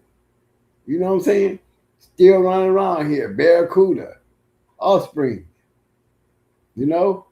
Yeah, these guys are selling these dogs. You're going to see a whole lot of them Pit Island dogs being bred into them type of dogs. They need that help. They need that help to make their shit look good. But you go down there and really look at their shit, you're going to see a whole bunch of damn dogs. And for the numbers, you could be the one stuck with one of them damn numbers where you got a whole bunch of that shit on your yard, and maybe you got one great dog in your yard that we could all talk about. You didn't say good, you said great. Yeah. I said, but on your yard. Right. We go in your yard, and the only dog you can take us to that's great is that one dog. What about all the rest of this shit you feed? But they're all bred like him. Then I would take care of him and get rid of the rest of this shit. And make something work with him. I can't keep moving the generations up ahead if I start breeding him to the dogs that's on the yard, and yet he's the only great dog on the yard, and I'm expecting him to turn this other shit into great when they all came here together. If I can't take a brother and sister and put them together and get something like him, or I can't take a line breeding and breed to him to something like him, and I can't get another of him, then I got to revamp my yard, or you're going to be watering down the shit that you got. You're going to end up watering him down. Amo, you got a question. Small Time said, twins, in your opinion, what did 357 produce better than Macho Buck? Well, first of all, you heard it from, you know, the man themselves. They told you they wasn't breeding dogs. Really? And they also told you how that breed actually came to be. But knowing what you know now, you kind of think that what if they had a bred 357 like they bred Macho Buck? Mm-hmm. What do you think 257 would have been throwing? That's my question. You were talking about guys that match dogs. They wasn't no damn breeders. They wasn't evolution.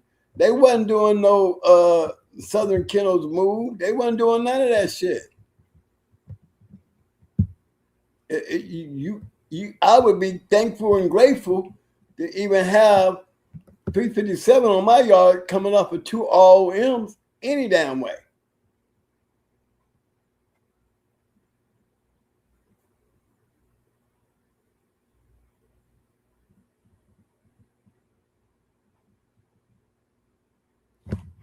Now, I'm going to point out the shit that works. Here's Champion Rat. Here's one.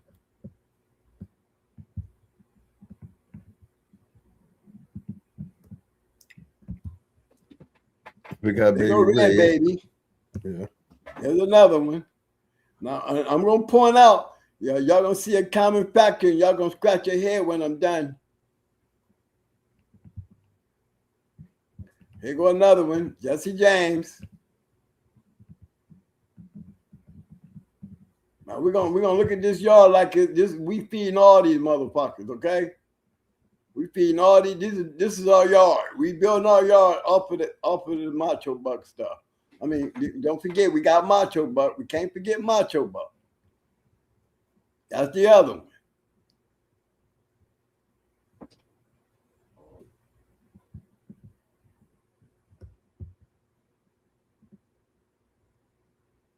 Now, outside of that, we don't see nothing else. Now, let's go back and look at who I picked up. Oh, we got Dirty Harry here. Dirty Harry, he's it's a two-time off the chain and a one-time winner. So why are they calling him champion? So we're not going to even entertain that one. That's a flag. But let's talk about the dog come off of 357 that worked, okay? Let's take a closer look. Let's take a closer look. Okay, here go Rat. That's a little Rat.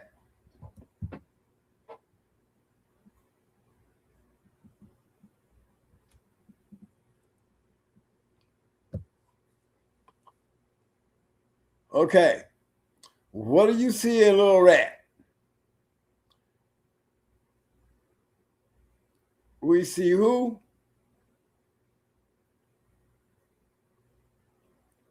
There's the number 2 bitch in the registered male list. There's the number 3 male, Grand Champion Buck. Y'all see what I'm saying? There's Yellow. There go Yellow. Don't forget we got Awesome Baby.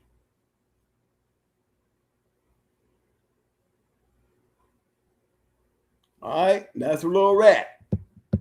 Let's go pick up another champion coming off of 357. Let's go find another one. I said when I got done with you, y'all see what I'm talking about. Let's go to Jesse Rod. Go Jesse James. There's Jesse James.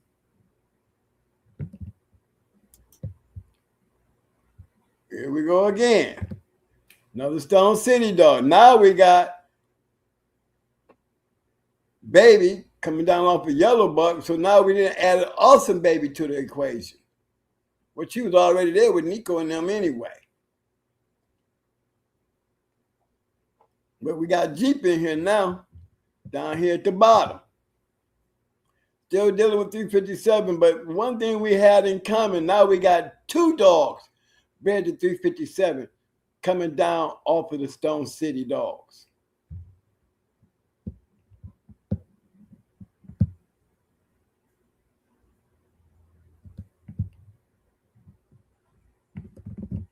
Let's go find number 3. I know we have 4.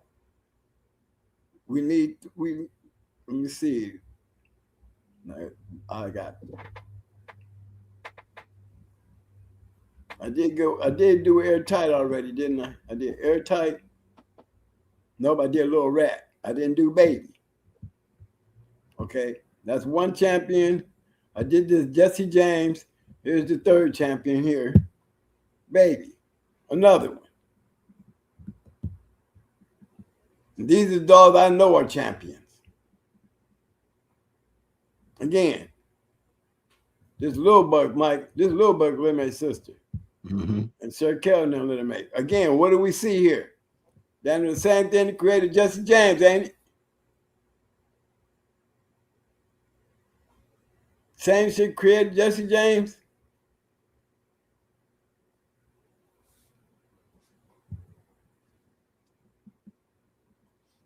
Yeah, that's why we got Baby over there as a registered mare.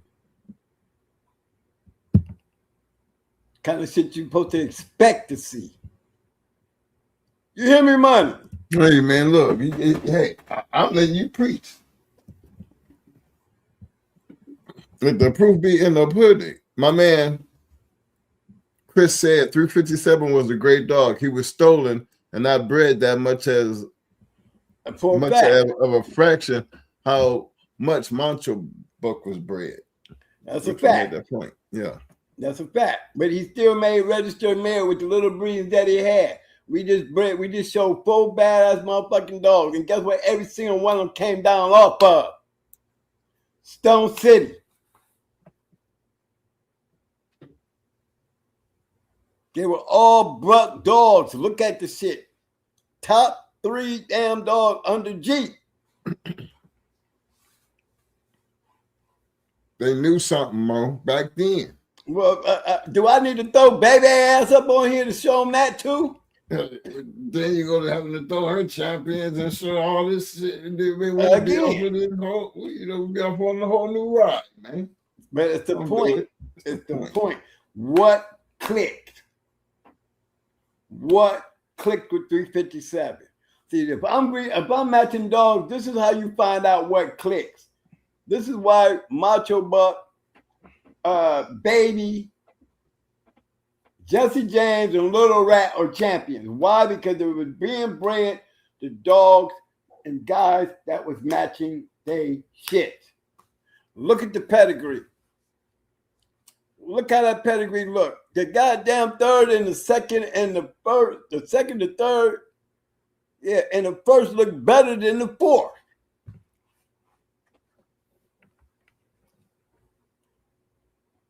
This end result looks better than back here.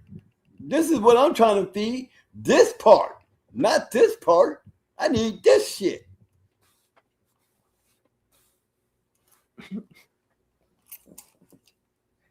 $357, a great dog. I'll give him the greatness. I mean, but look at his pedigree. Is anybody really looking at the damn dog's pedigree?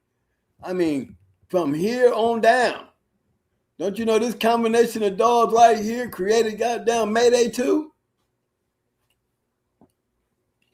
This same combination that created this badass dog right here, you're going to find down there in Mayday. Same shit you're going to find in Hunch. Same thing you're going to find in Hollingworth. Dolly and Polly.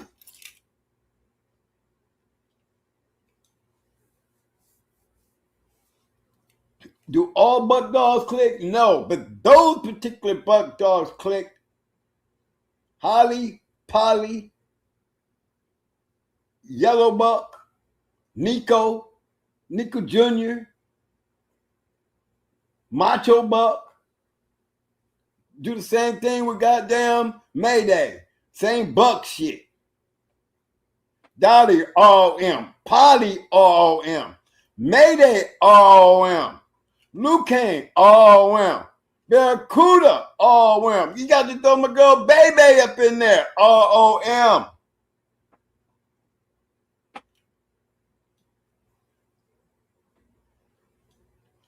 Everywhere they bred that shit, it's going to be bred the same damn way. Stone City, Mayday. 357. 357 was a buck dog that clicked with Stone City. That's a fact. The only thing that he produced came down off some Stone City shit.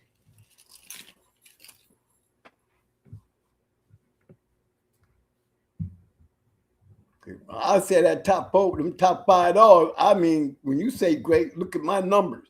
I mean, you see all my top. You see them in there. Yellow, Buck. You see them. Mayday.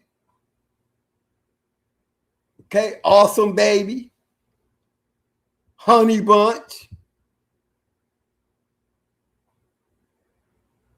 You see them in there. You won't see that one. You'll find them in Baby down at the damn show. But that's the click. That's why I would have been in love if you would have seen me with, imagine Brat bred to 357. Now I got litter on my yard coming off of 357, double bred Mayday. Come on. And I'm sitting there with Stone City shit too. Knowing you coming in with that ace shit, which is always that extra. That one trait that we had that none of them had. Mm-hmm. That hard ass mouth and that stifle shit. Baby was more of a motherfucking going hard dog than she was ever a Mayday dog. Brat was. That's for damn sure. She was more her mama than she was. Yeah, she was crazy like Mayday. That's why she didn't have no teeth. But that style, like going hard, devastating, back in, go up in there and snatch your ass up and eat your ass down, that is a going hard trait coming from Grand Champion Ace. Coming down off a red Ace, passed through the Brat and Little Mayday. They were both nasty ass, hard biting stifle dogs. But they had the crazy of Mayday. That's what made them even harder to beat. That intensity. Same thing with these dogs. When we talk about them, if they wasn't the dogs, we're talking about. Y'all see what I mean when I say look what clicks. What clicked? The same thing the Macho Buck. What Macho Buck though? Can we pull up 4 champions to ratify him? Let's see. We sure ain't gonna get him on this page. We got to check some other ones. But I know those Freedom Borns, they was pretty good. Them boys right there, they doing some work with their shit. You see a lot of their shit. But you see a lot of them matching dogs.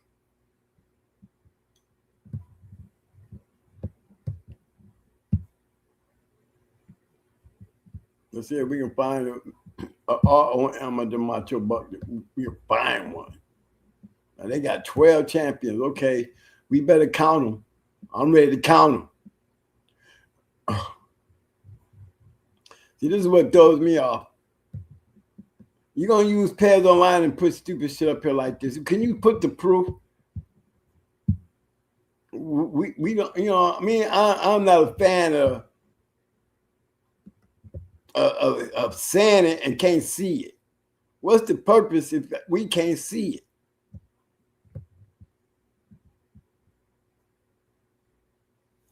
I'm still trying to see it. One of these motherfuckers might have a 12 champions. We can't even pull one up.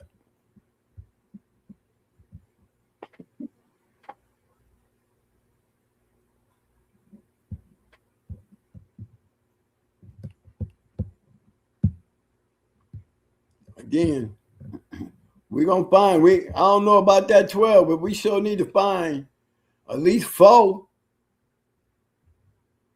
Okay, we did our part with 357. I just want to check with Dirty Harry anyway. Let's go check on Dirty Harry. I don't want him to feel mad when I talked about his shit like I did, Oh, he was 2-time off the chain one time when that does not make him a champion. I know. But again, look at the pedigree though. He's bred 357, bred the Macho Buck and them Macho and Macho Little May's sister, Chaser, whatever her name is. But again, another Stone City breeding. You gonna see Stone City in there? More Buck stuff.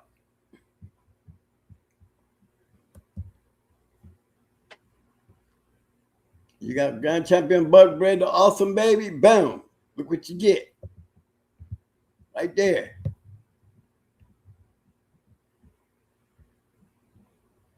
Key to all that shit.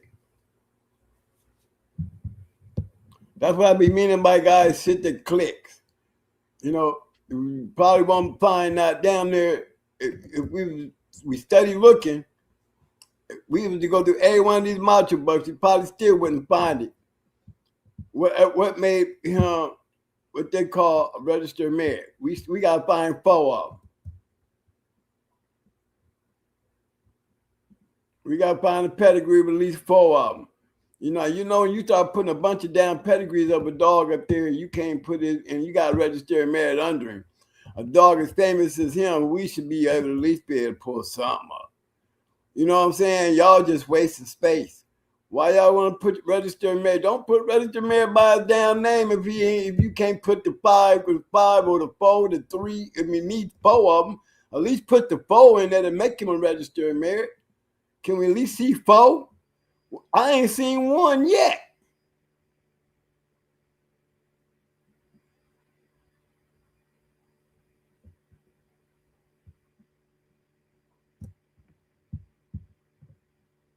I got everybody looking now. Oh shit, Twin might be on something. No, I ain't on that. I'm just trying to find it. I know I ain't gonna find 12.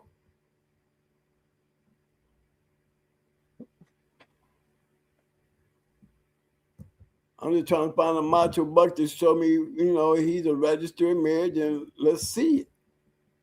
Let's see what he produced, right?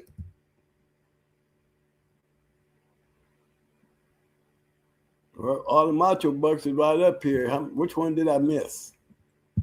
Let's see. Let's go to this one. Hey, my man Chris said, in his opinion, all the sons of Mayday I seen, Champion 600 was the best. He was the same cross that Buck and Mayday was. Well, I'm gonna tell you that there was one better than 600. His name was Little Mayday, aka Kunta. Okay, he came second runner-up to damn Awesome Beast the following year. Yeah, I would say he was better than 600.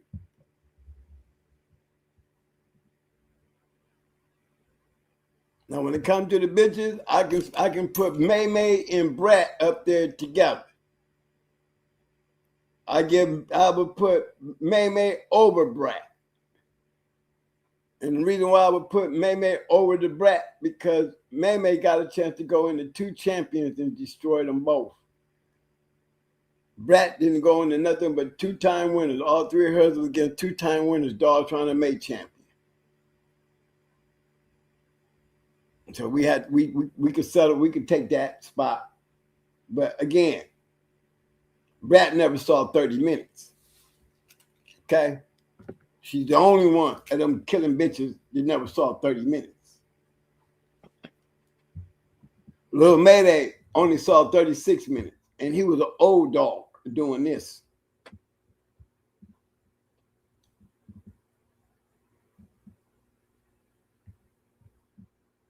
Can't get around the traits, kids. You can't get around the traits.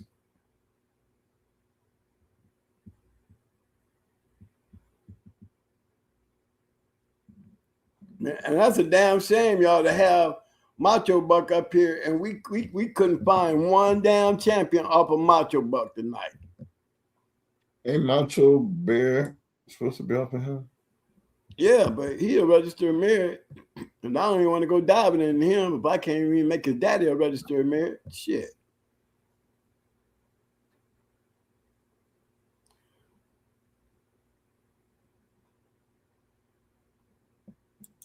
I mean, y'all see it.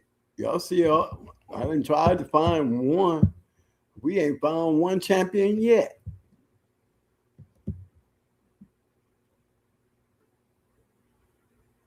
Did I try this one here? You know, maybe they got it right. Maybe they sell these motherfuckers. You know, A-Town, D-Town, Evolution, Chosen Few. All the same people. Okay, we got one. Yeah, we got one. At least they did put up one. They gave us one, y'all. And we know, and you see that one. Oh Lord, I was liking her for a minute, So I saw that D-Town shit, more Chico Lopez shit. It probably won all 4 of them over there in Mexico. Big shout out to my man Union County. Kennels in the house. What up, fam? I see you.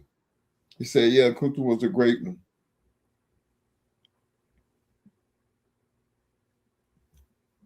I would call him a good one. He was a great fighter. Who that? Lil Mayday? Little Mayday. Yeah, he would have been look. If we had Lil Mayday, he'd have been just like I said when it came down to Red Ace, I was gonna take her in the number champions. You seen what he did to Brass Lade that day. Yeah. You saw what he did to Champion Charlie that day. Yeah. Did we not know he was gonna be a bad motherfucker Mike? Yeah.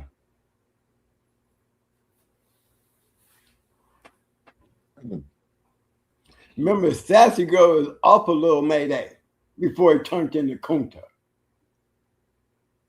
That's the thing that people just don't understand. We had dogs off of him.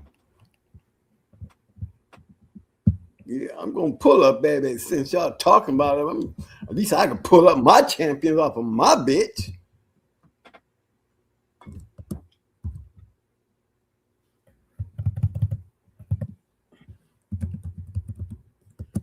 Stone City shit too. Don't look just like everybody else's shit look.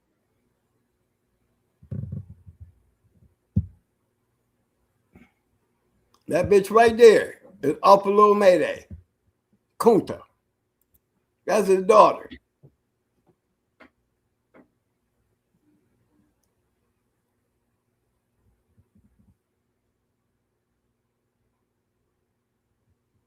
Yeah.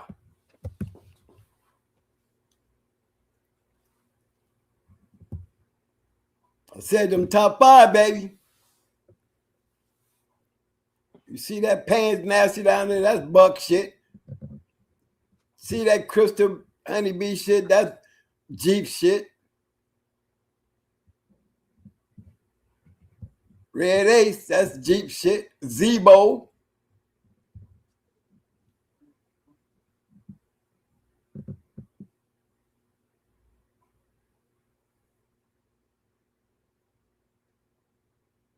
That's her offspring.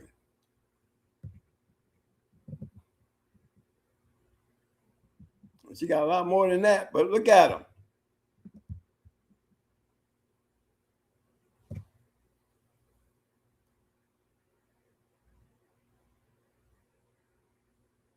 Every one of them. That's Lil Mayday line right there.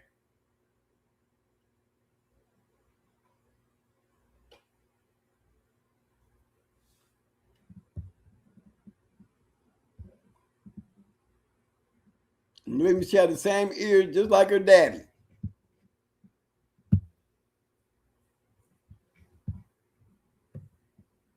Here go bitch.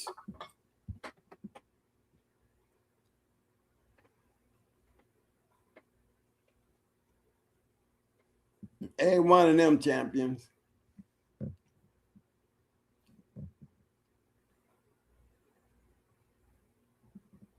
Let me go find the right one.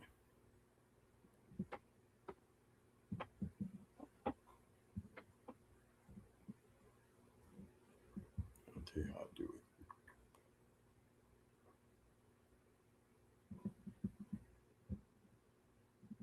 it. Trying to find the right one, buddy. Hold on.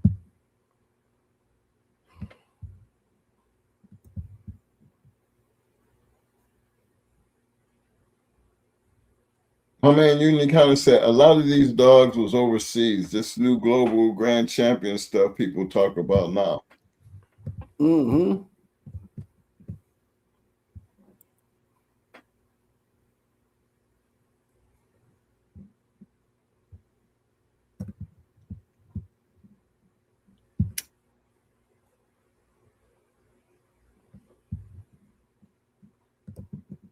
But the overseas thing, it's on fire though.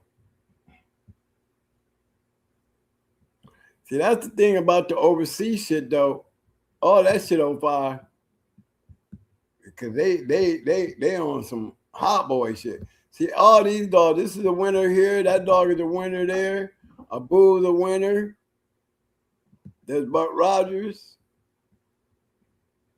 I'm still trying to find baby shit, Mike.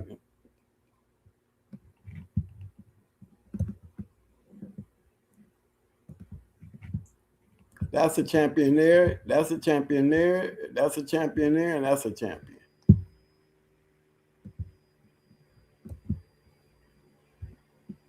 How she bred? Stone City.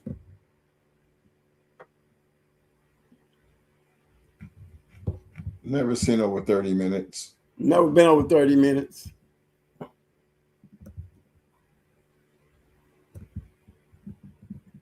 Elrod. That's a champion. Stone Killer. Look how he bred. Still, Stone City, don't forget. There you go. Yellow butt Miss Nico. Bred back to a Mayday dog.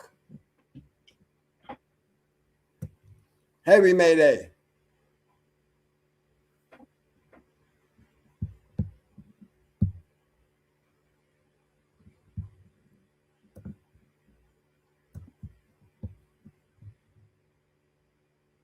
Here's a little May's sister. Looking like her mama. Remember the ears? Traits. Look at where her shit go off to the right.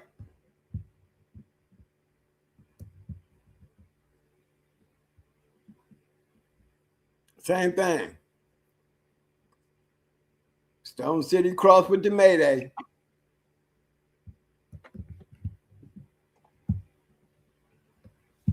Things that click. I'm showing y'all what click. And then Gus. That's 4 champions.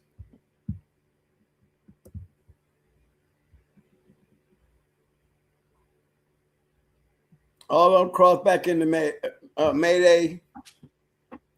Inbred Mayday. There's Barracuda there. Double bred Barracuda.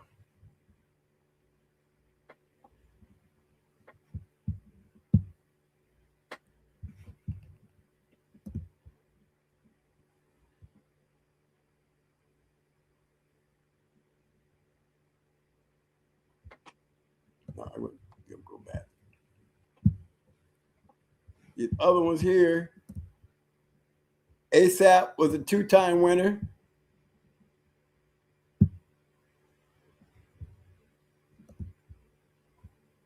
He went a long one. Mukuyapa.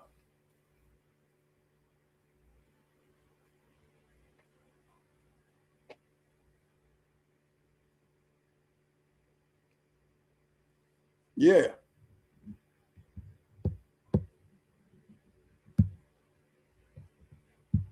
Keep in mind now, this is awful little Mayday.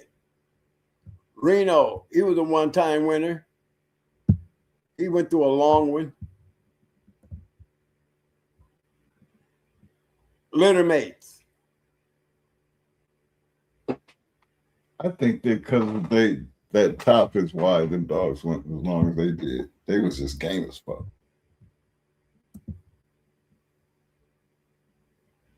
There go Abu. He went a long one.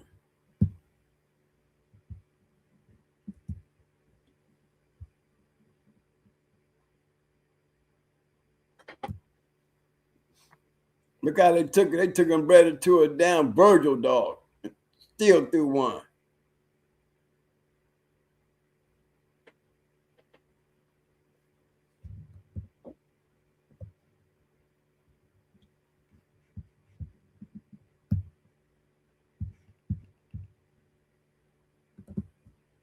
And these are just off the Sassy.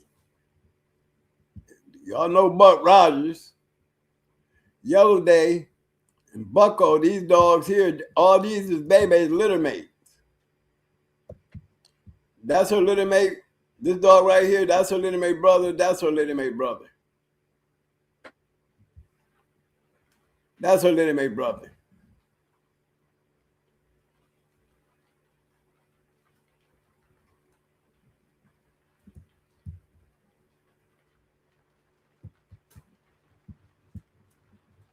This one here, Sassy Girl bred is Cock Diesel.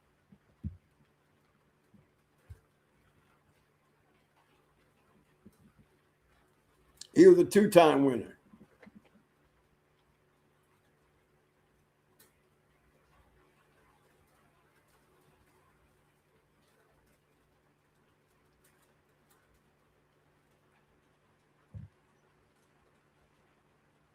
Every one of these one. Hey, Mike. Yeah. How much you bet that's the one that got stolen, man?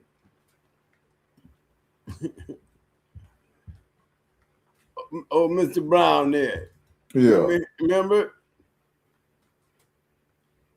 From off of West Nine Yard. Yeah.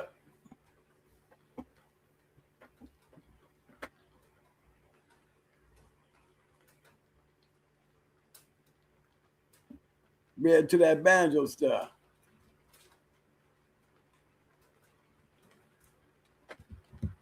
He won every one of those was winners. All three of them. All three of them dogs came up for him were winners. One was a 2-time. Bullet was a 2-time winner.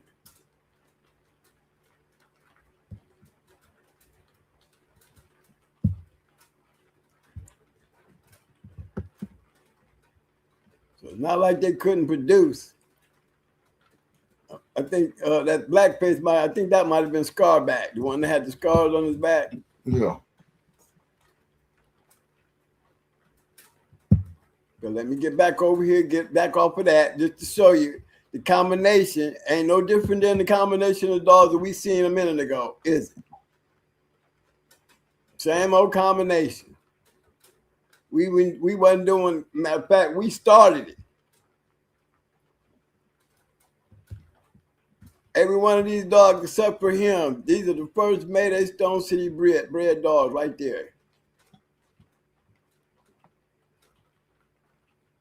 And he wasn't no joke. All of them had them bodies, but that one right there was the man. And then my brother wasn't no joke either. Yellow Day. Yeah. Bucko, he was just game. All out crazy. And I think the two that turned out to be the best was the slowest two. Yep, them two right here. The two yellow ones. I don't know. This one right here ended Maytoo's career. Then he gets stolen. He looked just like Yellow, but the color.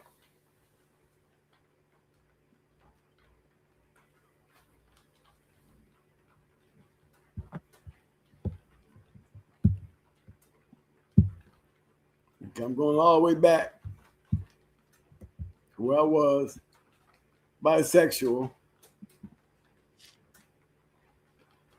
Well, one thing about it, at least on this one here, they don't call him all wham. Y'all notice that, right?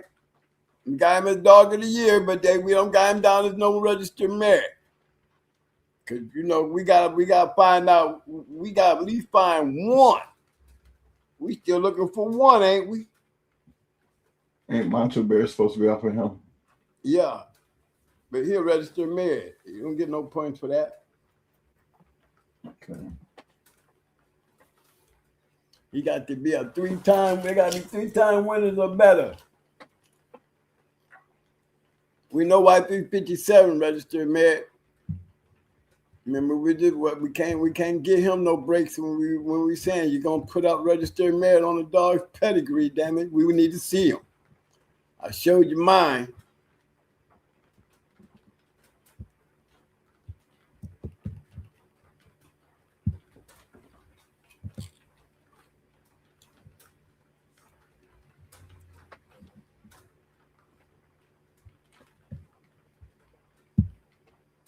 Big shout out to Zoom, Dr. Doom in the house. He said 1911-24.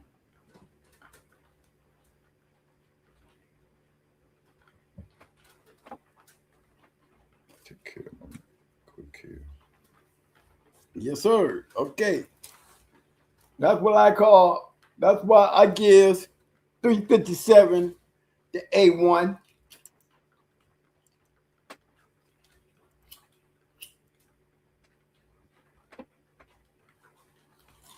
And it just didn't keep on, it just didn't stop working for us. It kept on working for us.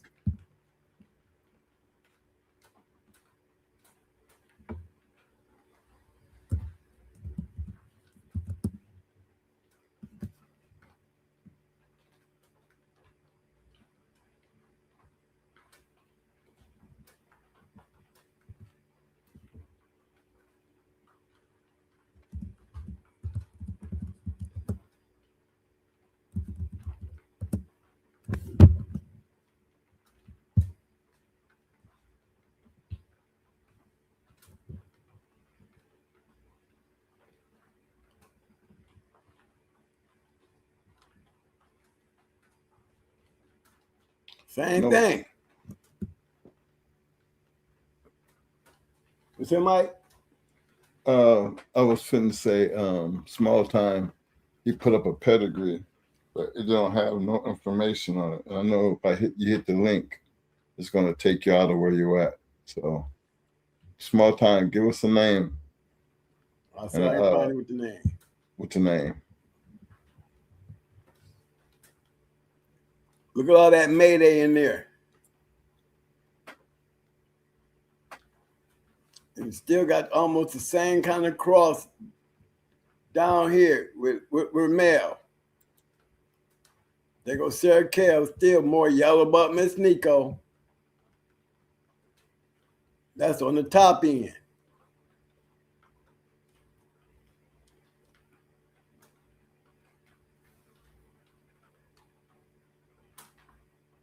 Big shout out to my man Sack for Life. What up, fam?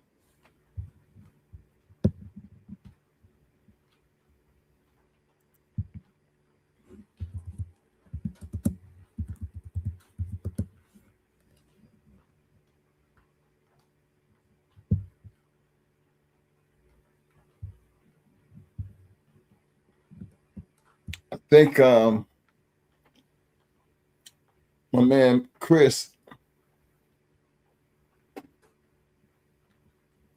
he put up, he said he got Champion Pinky, a 3-time winner, Champion Rosie, a 4-time winner, Champion Roxy, and Freedom Born Kennels Max, a 4-time winner, Champion Bisexual, Champion Sam are all the ones that he know offhand. Off of Macho Buck? Yeah, I believe that's what we talk about. Yeah. I'm gonna see if I can look them up. Give me them names again. Do Freedom Kennels Max.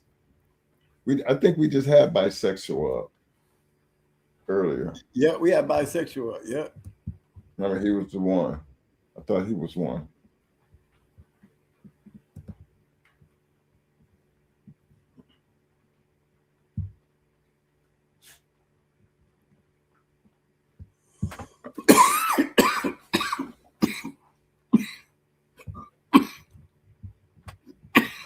Excuse me.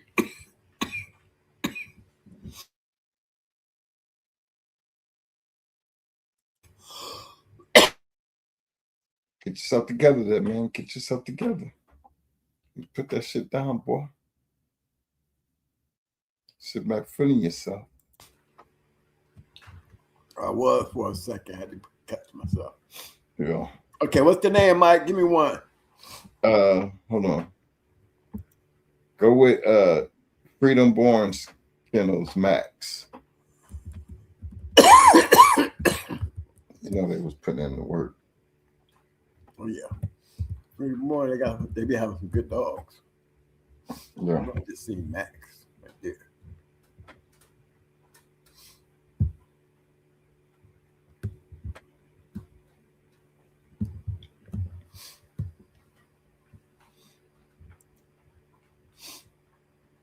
Appreciate that, Chris.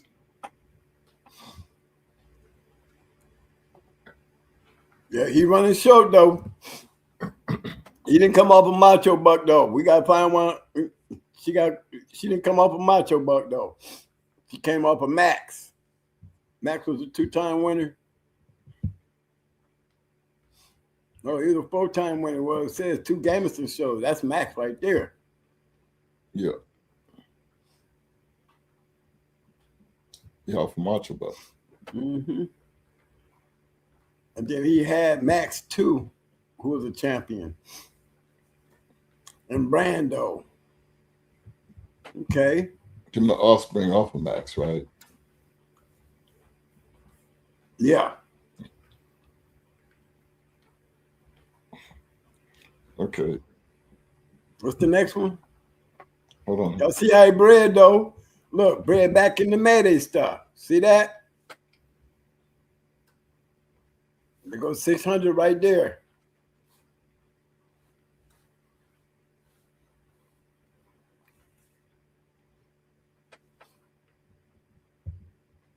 You pay attention to see how it works. What works with the stuff? That's the key. Okay, what's the next one? Was we could go after champion Roxy.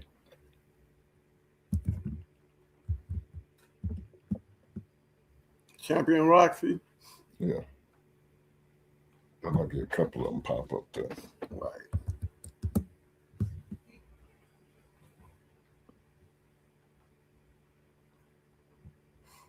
Yeah.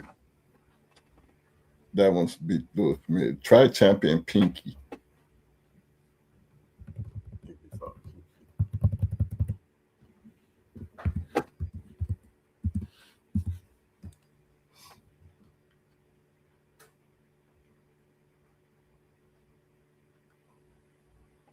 I don't know which one it would be, but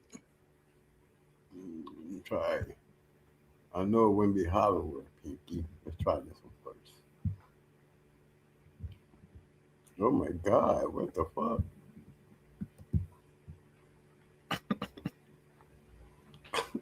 it wouldn't be that one though. Definitely. All ones to pick. That's crazy.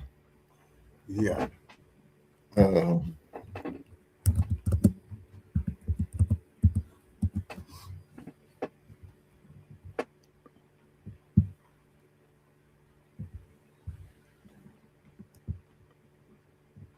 There you go.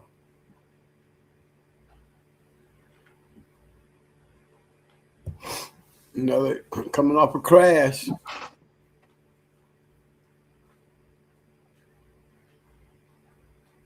Heavy yellow, but more Patrick than anything.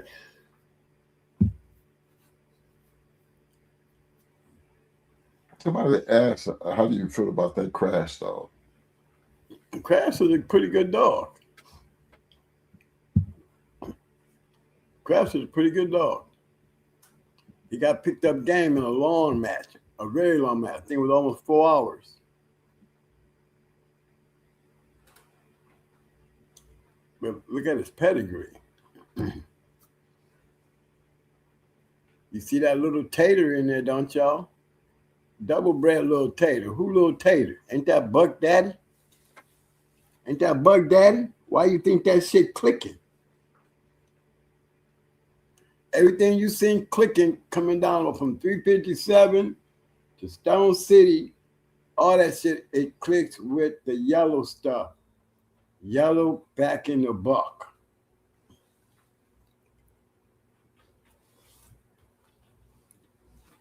And you don't see. But there's so many men who made great dogs off of those type of breedings prior to when it came to them Gaston dogs anyway. There was some great dogs over there. Yeah. When you start talking about that buck shit. Mm-hmm. That yellow, when you cross it over with that yellow, that brought a whole new light to the game. I mean, for our time, because that's what I was seeing.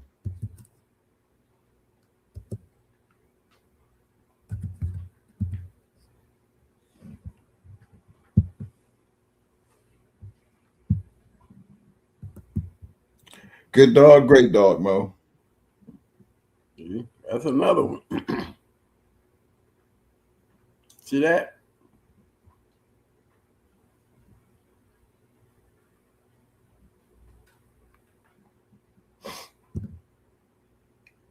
Yeah, that was a good one. Let's see if I can pull him up. Yeah. My man, other man said champion Roxy, Rosie, and champion Pinky and champion bisexual were litter mates. All of them See? came out the same litter. Wow.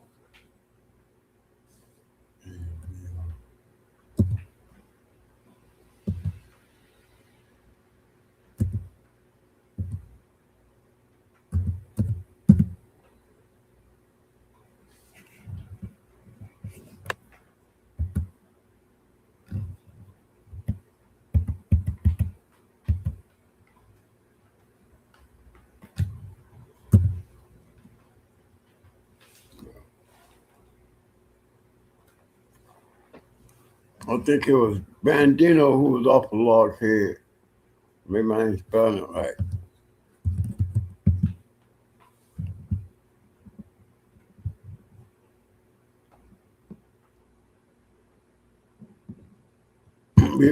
But yeah, you had one of those champions came up up a log head too, Mike. You know?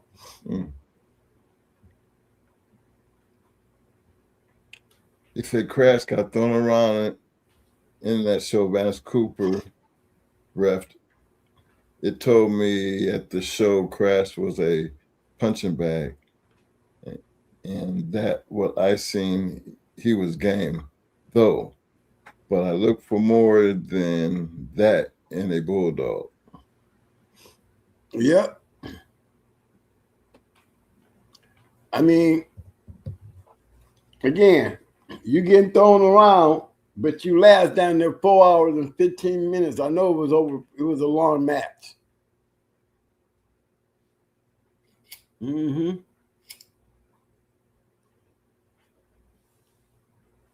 And he sure did. But the point what I liked about it, he kept scratching. I mean, I'd have picked him up at the 3 hour mark. They couldn't stop him.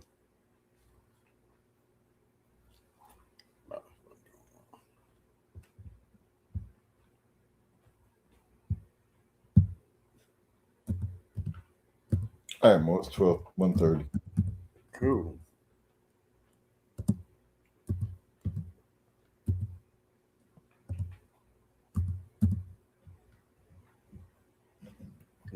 Thank you. Well, I took my shot.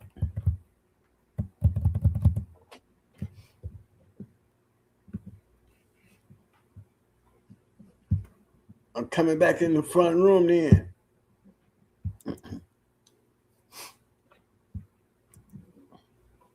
You're back. Mm-hmm. What up, My man Leatherman said, correction. Champion Rosie, Roxy, and champion bisexual were litter mates.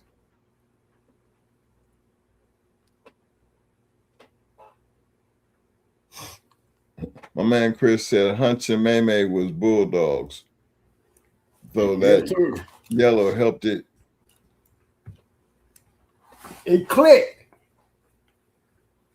Put it to you like that, baby boy. It clicked. That was the key. We see it. We seen it. It's proof. Y'all seen the pedigrees. Y'all saw the dogs. That's what I be talking about. That's greatness. That I be talking about.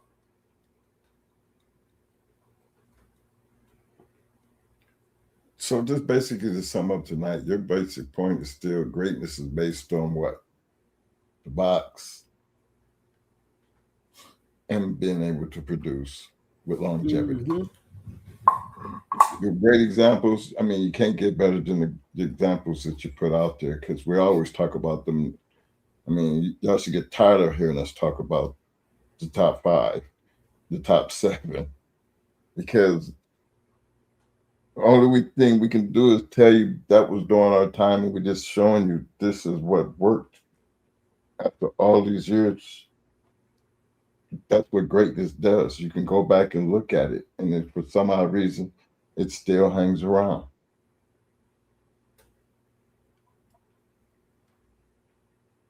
So, and that great, when we talk about these American Pit Bull Terriers, man, it's a small community, but the limitations on greatness, that's something we don't throw around, like you really got to be something to be talking about being great in this community. You know what I mean? You better be ready to argue tooth and nail when you start calling shit great. Mm-hmm. A lot of good dogs, though. Yeah. I like to get into the Undertaker and them stuff. I like to get guys that was breeding and matching their dogs. Undertaker, Gaston. These guys was breeding their dogs. They ain't no different than the Masons. They ain't no different than Triple M. I mean, Triple M, Loctite, Mama.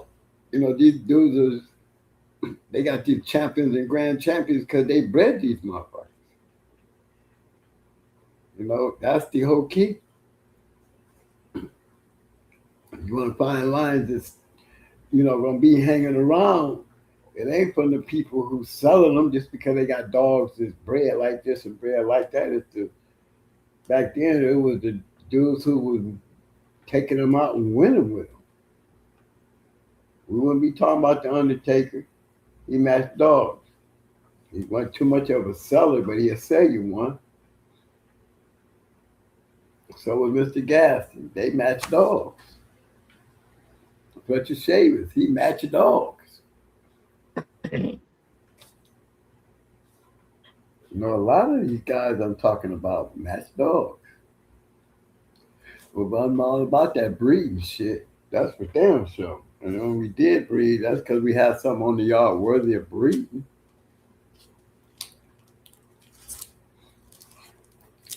A lot of these guys like Stone City and Hardcore. These are names that even in the now, y'all know who they is. How can you not when so many dogs got their shit in them? Victor,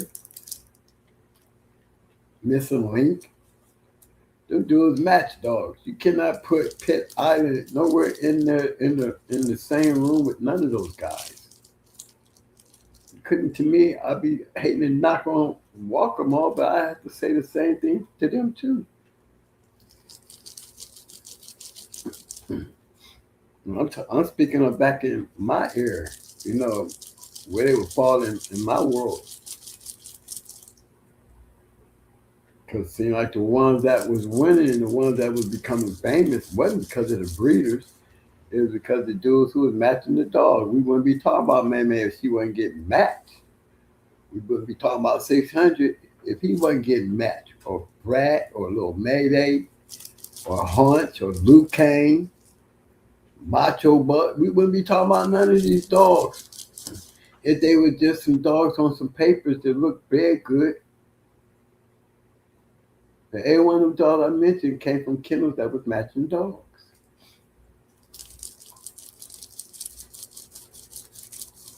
You ain't gonna find no damn great dog for no puppy color. I don't give a damn what y'all tell you. I never found one yet.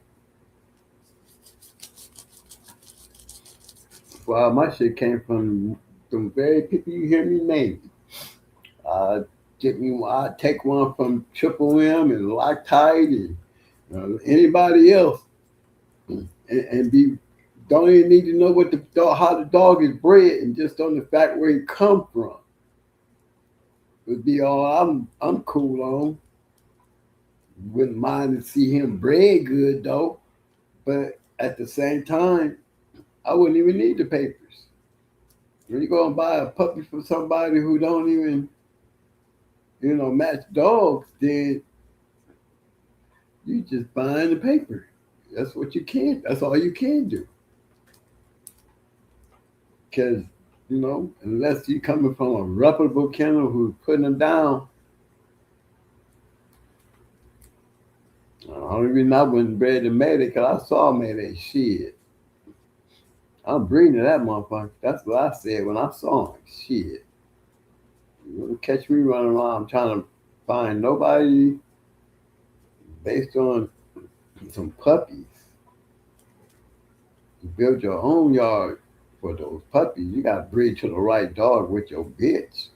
You want to have some real shit, you got to study that shit, you know? Everybody's making these calculated breedings and shit. Yet the game is studied. Mexico over there kicking, coming over here, bouncing back and forth over the border like motherfuckers moving that damn fentanyl. Come over here, kick your ass, take your money, and then jump back over the border. Oh, and y'all trying to holler, y'all still got better dogs in Mexico. How can you guys have better dogs in Mexico? I hope y'all do 9 shows on that statement I just made. And I'll sit back and bring y'all receipts and y'all really be pissy. Because it's the truth. They took their shit out of this country and went over there. Our great shit ended up going over there and all over the world. And while we over here getting smashed, y'all is getting taken down, whole bloodline disappearing, they still over there having conventions and shit. Now, how in the hell you expect to be better than them? They proving that with all these Mexican Eli dogs and all these other import dogs is being imported back into the country. You know what I'm saying? Showing up in all these damn pedigrees of these badass dogs. Got damn dogs in these pedigrees now, you can't even understand the damn name. But the dog bad as hell. So I just don't want to face that fact. You cannot stay on top if you ain't fighting. You know, not a lot of competition as things got worse throughout the years because bloodlines start getting watered down. And if you do find a not real good one, he gonna be bred real good or he gonna be bred fucked up and you know you ain't gonna get shit out of it. You just got a good dog. Because he ain't gonna produce your shit. And that's how most of these dogs fall to the wayside. Even the great ones has come out of great breedings. You know, we go down through some of these damn dogs we be pulling up in the book. You see all them champions? You go down there and just start pulling them damn dogs up, you wouldn't be seeing shit off of them. There's only certain particular champions that have made it throughout the time in history of the dog game who have put such an impact on the game. And you usually find them top 5 in the top of the register of merit list. You will see a lot of them not taking care of the fact that, you know, the top 10 will solidify my whole list because my top 10 at the register of merit list is all the great dogs. Blackjack, Tab, you know, you got some great dogs on there. That's just 10. That's the 10. But if you've seen it down, the 10 is the history of the American Pit Bull Terrier. When it comes to the males. And shit, look at the females. Oh, it's even worse over there. It's even worse. You got all them years in the game, and when you go look at that register of merit list, it's a short page.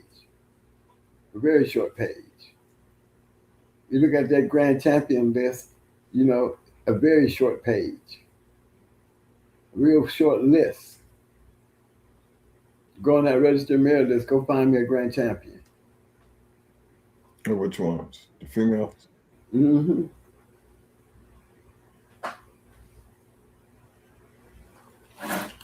Nope. You're lucky if you get one that ain't just that's a match dog like Honey Bunch.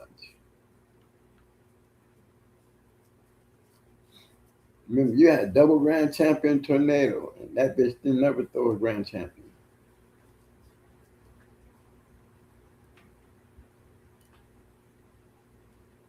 You know? That's the part we need to do a show on. We need to do a show on dog. I believe even IBM threw one champion. I said I believe. But, you know, we need to go find them dogs like them kind. The ones, you know, down there being bred like Mayday and ain't producing nothing. And my man Chris said is that made to seeming legit? Some guy in Florida was trying to sell a while back and know it from your stuff. Yeah, it's real. Yeah, made to sperm is real. You gotta be on the lookout for those scammers though. You better be careful, know who you're talking to, because I know who got made to sperm. If you ain't talking to that man, you talking to fraud. You know, there were some people out there trying to sell his sperm out there, like they had access to mate to sperm, and some people were stupid enough to send the money. But yes, there is mate to sperm off of Mate and Brat out there. It is just as expensive as it is Luke Kane. They just got a lot of Luke Kane, and my man ain't got a lot of mate to. I'm trying to make sure he put his shit to that shit to the best shit that he could ever have. But to him, it's gonna take a real special bitch to get it. Other than that, it's gonna still be there. You know, it does cost if they wanted it. But I didn't see him turn down a whole lot of money for it.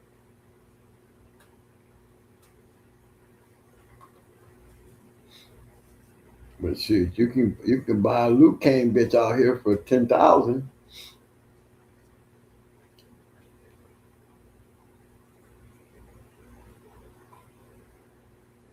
I think he was selling straws off of Luke Kane too. I know he got some dogs off of Luke Kane. My man just showed us one the last show. And I liked the way that shit was bred. Me personally, the way I be showing y'all these pedigrees and these books of champions and stuff, y'all already know what kind of room this is. So what I'm showing y'all are actually dogs that actually worked. I want y'all to learn their pedigrees. Don't get just so caught up in these pedigree things that y'all miss the significant importance of the ones that I'm showing you. The ones I'm showing you are the winners. The ones I'm showing you is what makes the pedigree even worth talking about. And when you start putting the puzzle together, you start seeing there's just certain pedigrees that work and what clicks with those pedigrees. That's working. You see the results. Not just because you can stack it where it looks pretty and shit. No. We've seen a whole bunch of them. We want none of that shit. My time was to move history. But if you're gonna be thinking from my perspective, and you know my perspective is that on the bus and the dogs that I'm showing y'all, it should teach you how to be a good breeder, especially when you're gonna have a bunch of dogs that you feed. I'm a funny acting dude when it comes to me have to clean up some shit and take care of a dog like a mug every day.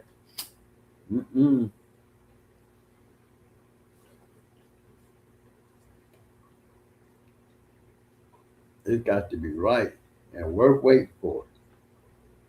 With no guarantees. That's just how it is. There's nowhere in the hell I'm gonna get to a third generation and I'm still black. I had to start it over, cuz. Well, I would suggest just work on being just work on getting a good one. Just breed your best. If you got a good female that's bred good, you just breed her to the best male that you can find. I mean, that you can find. That's saying a fucking lot with everybody advertising. But the truth of the matter is, your looking would be totally different than mine. If you was looking like I was looking, we would definitely be talking about some specifics. Something that's gonna line up and make your shit click, and you're supposed to find it out there clicking before you do it. You want something that's gonna click with your shit. You are the breeder. That is on you to make that decision. Just don't breed for puppies and papers. Breed for the right dog. Find that dog that's gonna click with your shit. I don't want to have to keep looking way back in the fourth and fifth generation to see how your dog is coming down and what they're coming down off of. I hate that shit. Well, to sum up the show tonight, I'm gonna just put it to you what I take out of this whole conversation. Good versus greatness. You're always gonna have more good than you're gonna have great. I mean, history will show us that in all sports. You know, that list of greatness, being great, that's the part that I like the audience to untangle, to understand, you know, where we be coming from when we talk about the history of the American Pit Bull Terrier. The greatness, that part. And remember, that's still a very small list compared to good. Yeah, we might grade it a little bit different than everybody else, you know. But we're looking at the overall based on our time period, from our point of view, from what we've seen, the things that we can acknowledge that Mo takes you, he covers a big basis because that's well over 20, 25 plus years of being around the right people and watching what they were doing. We can go back and say, well, look, I mean, it's right here. That's why you have good kennels and then you have great kennels. When you start throwing that word great around, boy, you better be ready to represent. Because I always felt safe just being able to have a good bulldog. Always found it a pleasure to have a good bulldog.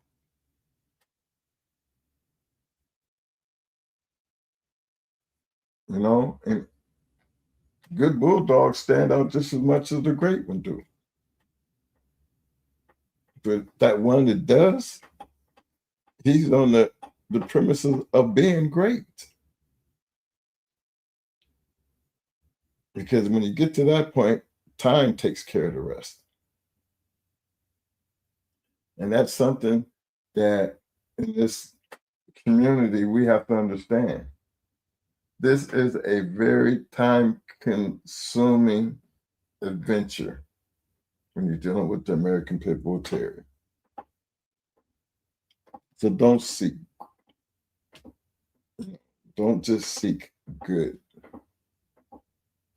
Seek great. I think some of the most successful dogs and dog men that I've seen were always looking to be great to some point.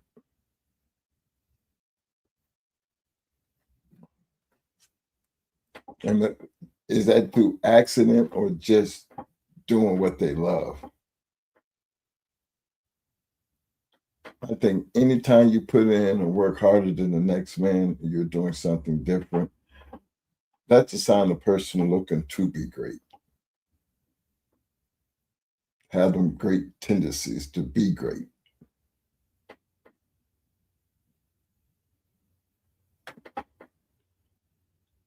Decision making is what gets you there. The right decisions. Yeah.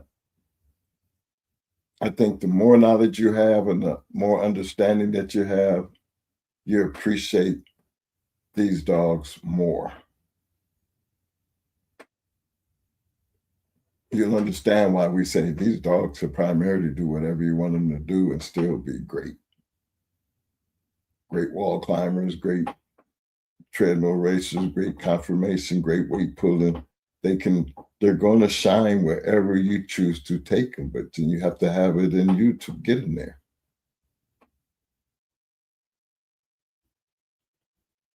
Never was looking to be great, never understood. I mean, I was looking to be good, fellas, for real, for real.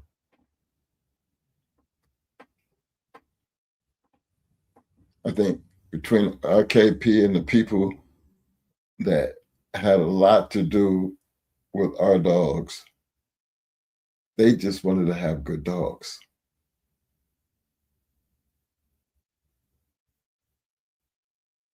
But it's good to know that we had good dogs that came off great dogs. And that's where I leave it at. Because that's the mind frame. That's the mindset. To me, them was just good dogs back then that just wound up being great. When I stop back and look back there, but shit, just trying to be good and have something good, breeding the good dogs led to the greatness. So just a little insight and understanding the difference between the two. We don't have a problem determining the difference between good and great. We all understand that. Yeah, you're good enough to make the team, but you ain't good enough to start. We'll start like that. And then you good enough to start. But that list of falling amongst the great ones over the many years, you know, sports will show us how that works. Just to be acknowledged as being one of the greatest players of all times is a plus. One of the greatest dogs of all times is a plus. That's the history that I want you to ravel in and understand. Them days might be long gone, but you just can't forget about the history. Because there has to be a reason why we talk about the American Pit Bull Terrier. Because it's our community. What we all do. I'm watching the chat tonight, how a lot of those old schoolers out there, and I see you, and you know, when you're hearing them talking and you're watching how they talk. You don't hear them bragging on themselves. You hear them just talking straight facts. And I guarantee you, each one of them, from my Will Turners to Chris, Country, Mr. Leatherman, Zoom, Dr. Doom. I mean, I could just keep going up the list. But if you follow along in the conversations, they generally have a great idea of what the conversation is about. And to share that information with you and the way we do in here, you know, that's what this is going to be about. That's what this show is all about. The appreciation of the history of the game. That's why y'all come here. That's why we come here. And it's fun to talk about. Good over greatness, always. But damn it, good is hard to come by. And to have a lot of good ones make great kennels. See, a lot of these great kennels had a lot of good dogs. A lot of them. So keeping that thought in mind, work on just being good. Be the best at what you can be, doing whatever your purpose is. Just work on that part. Especially when you're being given a blueprint. There's a lot of good ones. But boy, look what it takes to have a great one. You know, I always go back to Victor's interview in the American Game Dog Times. When the only champions he had at the time of that interview was just Brat, champion the Brat, and grand champion Luke Kane. That was it. But he had some offspring out there. And he's, you know, he was looking, and but he was hoping that was going to happen. It was just him hoping or looking forward to. I mean, I'm doing all the right thing because at the time he had a good dog. That's it. He just had a good dog. Mayday.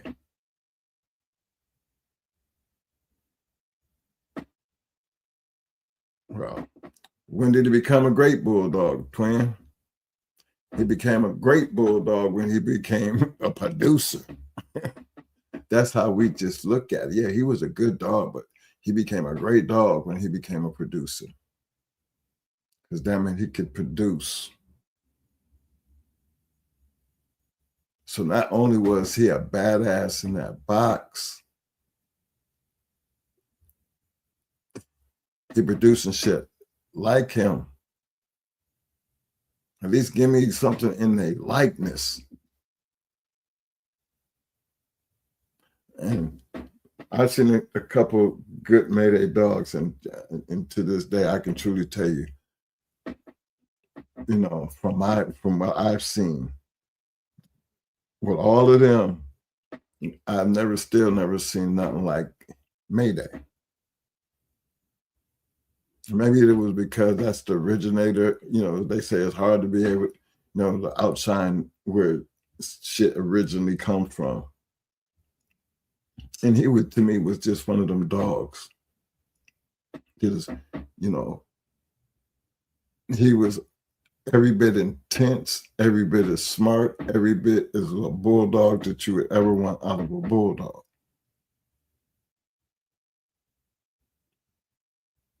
And you don't see that often, but it happens. It'd be out there. Let me see. Oh, you throwing up pedigrees, man. Let me throw you back up here right quick. You just signing shit. I'm sitting here running my mouth. Hold on. Let me see, Zoom. I want to give a big shout out to my man.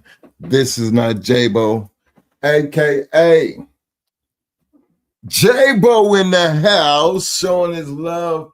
You know, when J-Bo do this right here, he'll tell you, all right, twin, it's time to go. All right, big bro. All right, fam. I got you. Fellas, show me some love. All I need is give me a little bit of thumbs up, thumbs up, thumbs up, thumbs up. Muscles, muscles, muscles. Now, give me some damn roses. Roses. Them roses. On this Tuesday night, we need them damn roses. Come on, man. Show the love. Show love. What's up, J-Bo? What's up, fam? Vance 305. They just sitting back in the back street, just chill. Appreciate y'all, fam. Hey, I ain't hear nobody.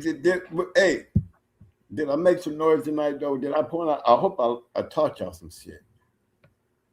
Especially when you're showing them with receipts, you know. That greatness is hard to come by. Hold on, you still throwing up shit? Hold on, I got the black screen. What is you doing? That is not me doing that.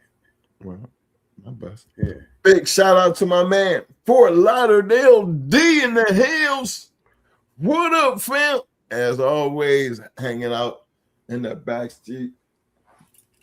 Drop it in and say what's up. Yeah, great pleasure to see the legends in the house. Legendary. You know, it's an honor, to be honest. But real talk. Show that love. Show that love. Don't forget to hit that like button. Hey, Vance indeed. Did I get on that P57 for you tonight, baby? Yeah, I see my fam up there. Good to see y'all in the room. I'll be trying to bring that education to them, man. They don't understand it. They don't understand where Macho Buck got that shit from, man. Dog was bred perfect for the making. He was a great example of great. But because you still find him in pedigrees today. There's a lot of champions I know that I've seen a lot of dogs with Macho Buck, and they just got him in there as EK Macho Buck. But they don't even know that be the grand champion Macho Buck. I sit there and see the dude show me some papers, and he's talking about grand champion Macho Buck, and then he said he got some EK Macho Buck in it too. I said, you know them the same dogs, right? He said, what you mean? I said, them the same dogs. They just ain't got his title on that pedigree. They got him on the same pedigree up front, but not in the back.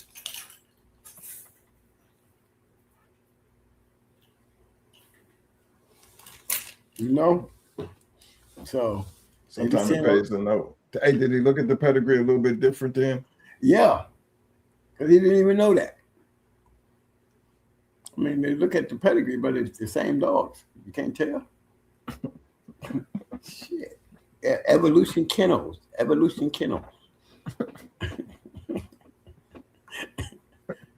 You know that motherfucker out there cut the grass. You know man. See, he's green as shit. He green. But he sported his pedigree around though. Look, twin, look at this one right here. He sure did.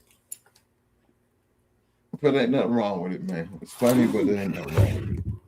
But they be wanting to know the right way to go. And the funny thing about it is stop looking at the fourth generation, because as soon as you make your breed, that shit gonna be gone. You gotta start looking at your pedigrees different. I feel you on that country. Country said that's all they want.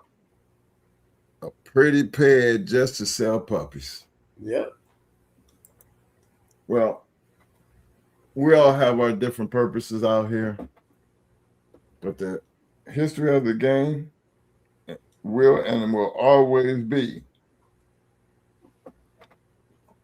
the game American Pit Bull Terrier.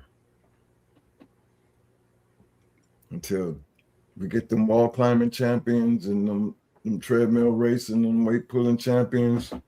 Y'all still living off the past. You're going to still live off the past. So don't hate us because we always back here. At least we back here safe. We can enjoy it. Good times for a lot of us. Real bulldogs. That ain't hating on the future. That's just enjoying our past. So as we end this show tonight, y'all show some damn love. Don't forget to hit that like button. For sure. My man Chico Nicholas, he said, Band 305, I have a female I would like to breed to some of your studs. See, that's what this is what this show does. They have you reaching out to people that you don't even know if the man even have dogs. Y'all want them, they love this. First thing I would have did, I would have put my pedigree up first, and I would have been giving you something to look at. That's what you do, Chico. But where's the pedigree at, man? Hook up with them, tell them, get their insight on how they feel. Right, give them something to look at. Yeah, I would love to bring this bitch to one of your stairs. You would holler, man, get your shit right. What's the bitch's name? How's she bred? How's she bred? Have some conversation to get yourself in the door. In the door. Golly. Where is the bitch pedigree? I know Vance is now in Fort Lauderdale. Can I get your autograph? Fuck it. I just asked for your autograph. Fuck that. I just get your autograph. I ain't got to put up a pedigree. I just go to the side of my motherfucking shirt. Both of y'all. I'm going to make my way and get my pictures. I got some super killer pictures, but I ain't got one of y'all two. We right here where we all in the same state. I'm going to get my motherfucking picture. Because all that shit gonna be in my book. I'm having all y'all in my book. Everybody. So they won't never forget us. At least they'll know the truth. There won't be too many fables coming out of this shit when they got all these damn videos with y'all right there on the set. All you gotta do is go to Going Hard. You'll see all them old great dog men on that motherfucker. You want to find out the truth about some of them damn motherfucking dogs, go over there and hang out in their shit. And that's what I like about it, because I'm going to come with the truth.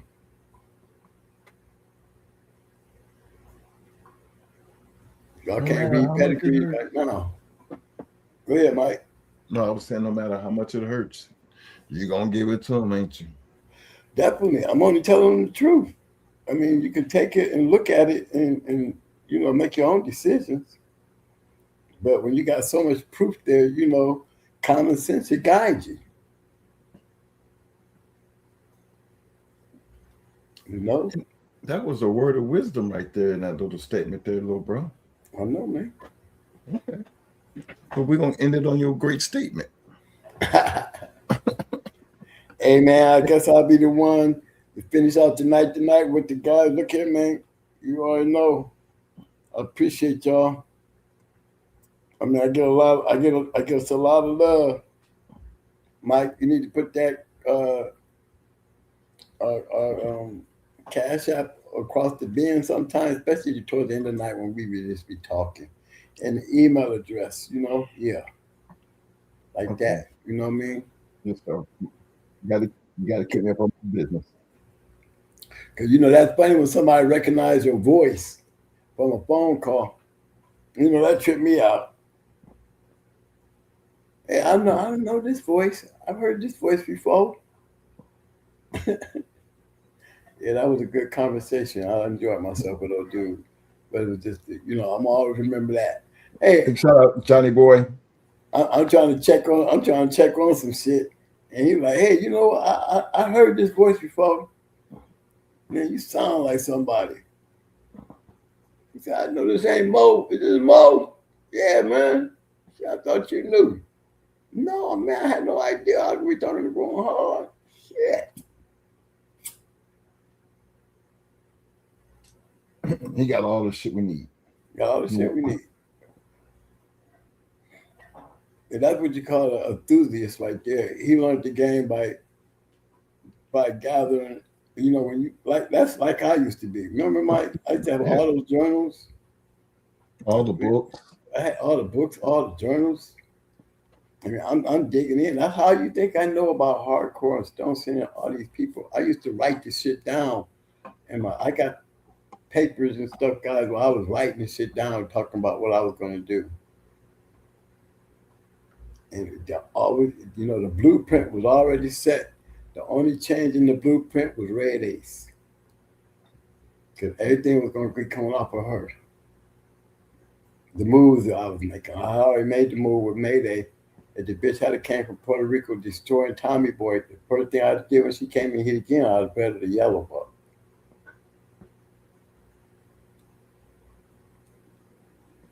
The sports guys wasn't with me. Killed Yellow Buck and Red Ace lost.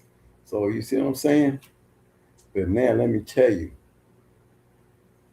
I would have loved to have me a Mayday a Mayday Red Ace pup and a Yellow Buck Red Ace pup. I'd have really been able to show y'all some real shit then. Even though we did it in the end, another way. But if you had seen Red Ace on the real side, you know where Brat and Little Mayday got that shit from. All these other Going Hard dogs. It's a bad time for her to fail. But let me tell you, her to Yellow Buck and her to Mayday, that'd have been something else for me.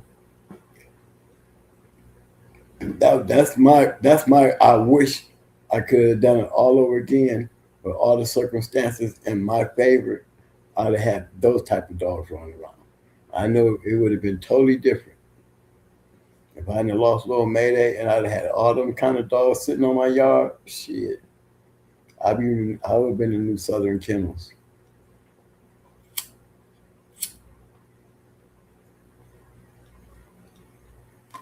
But one thing for damn sure, them dogs were throwing killers. Didn't give a damn what you was coming with. Them dogs know how to bust your ass quick. And it's hard to have that kind of line on your yard, guys. Trust me. We thought we had some badass dogs till we got them dogs. Little Mikey was like that. And he was the first buck dog we ever had. Didn't even know how prevalent he was. But he was already an indicator that them buck dogs was something special.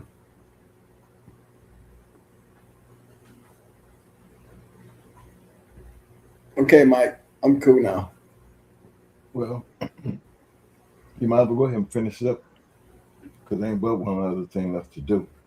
Yep, put me back in the corner and let's Yes, start sir. another day. Because you know I'm going to always do what we do at the end of the show. You know, we always.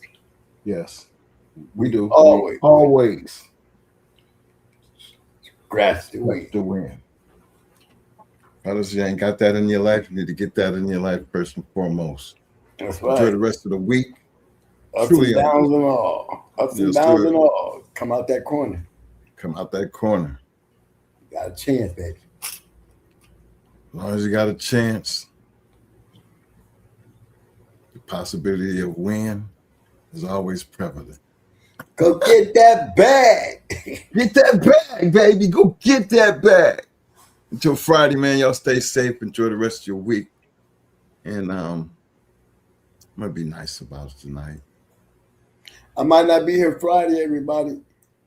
And if I do be here Friday, I'll be on the road. No. What, Mike?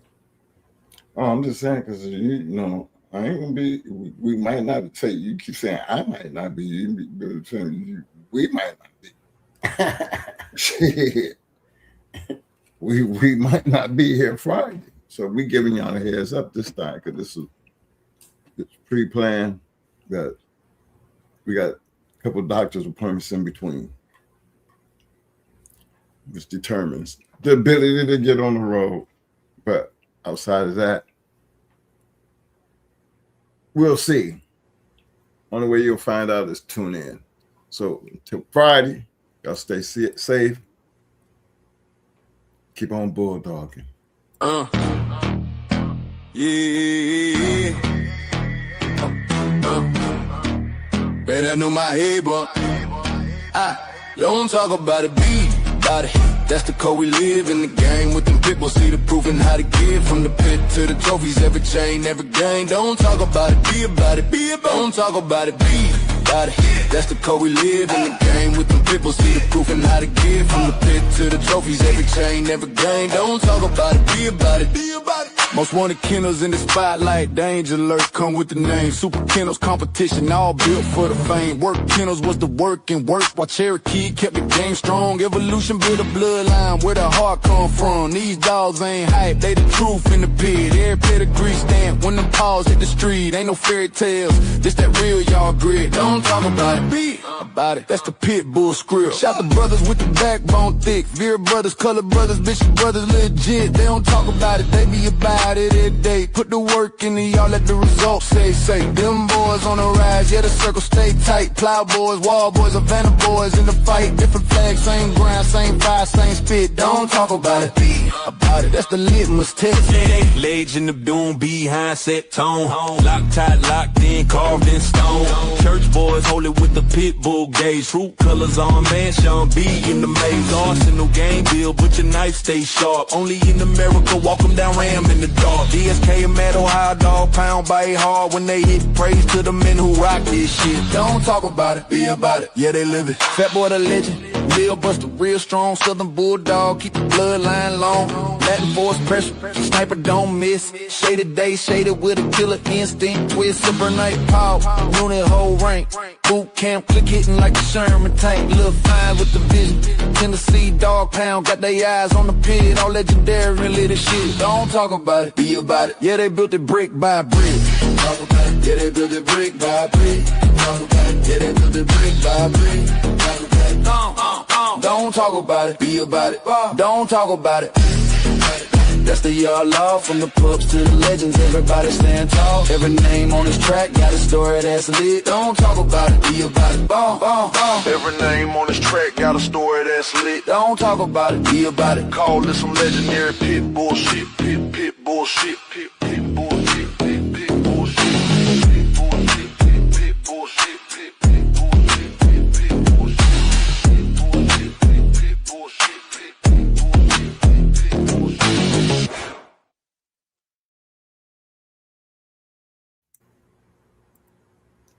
Let's do it like this, Mo. Let's see here.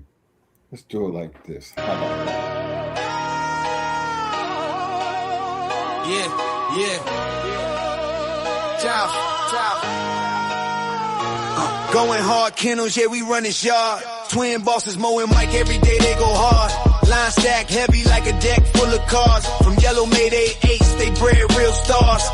Welcome to the yard where the legends get raised, where the chain spots shine and the bloodlines praise. Grand champ King Kunta with that royal type stride. Red ruby in the pen, red hot worldwide. The brat in the cut, keep the hustle on track. Pretty mama got the look and the structure intact. L-Ride bring the heat, yellow bird bring the flame. Gus and 38 special certified in the game. What day in the ring, crowd love in the scene. Dogs moving like ghosts in the champion's dream. From yellow to buck, their foundation is tough.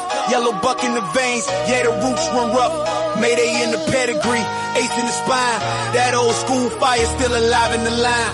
Twin brothers in command, pushing forward with pride. Going hard on the banner, let the whole world ride. Hard work in the yard, every sunrise earned. Legacy in the dirt, with every chain spot turn. No shortcuts taken, no champions bought. Just blood, sweat, time, and the lessons they taught. Going hard, Kennels, yeah, we run this yard. Twin bosses, Mo and Mike, every day they go hard.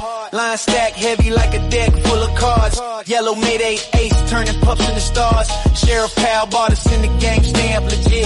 Find him in Tornadoes pedigree, Hall of Fame, double grand champion. James Pogay, the formula showed how to build and sustain. Blueprints in the blood, yeah, the knowledge remain. T.O., our partner, Ohio Cash showed how to win. Turn losses into lessons, now it's trophies we spin. Mama, Triple M, deep south in the mix. Arsenal, Kennel, Stone City, solid foundations, no tricks. Hardcore, BLB up in the spec, it's 6. Yes.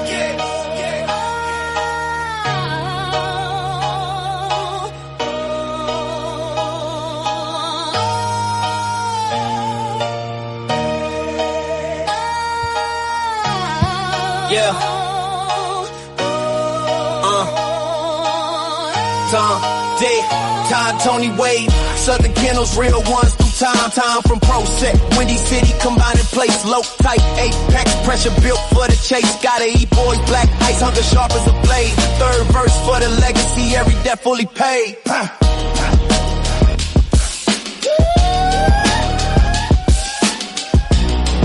Yeah, I said third verse for the legacy, every debt fully paid.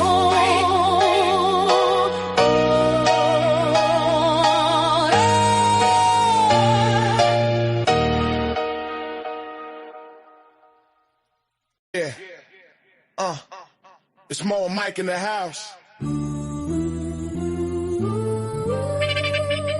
Going hard with the legends. Paying homage, you know. Yo.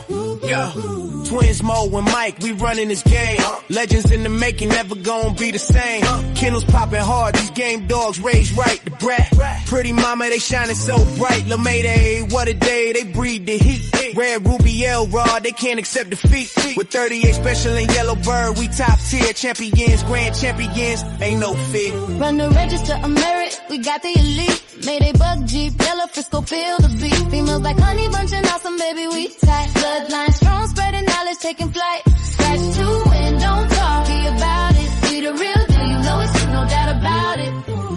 APTO, the modern Earl Tudor. Got in the pack, making moves like a tutor. APT, family thick, like legends in the game. Legend of them, Triple M. Shout out the name, Deep South, Roadblock. We upholding tradition. Mama, Southern Kennels, we got that ambition. Hardcore hitters, Stone City brings the fire. The Abrahams, the fam lifting us higher. Run the register of merit, we got the elite. Mayday Buck, Jeep, Yellow, Frisco, feel the beat. Females like honey bunches, awesome baby, we tight. Bloodlines strong, spreading knowledge, taking flight. Scratch to win, don't talk, be about it. Be the real deal, you know it's true, no doubt about it. Listen up, respect the hustle, respect the grind.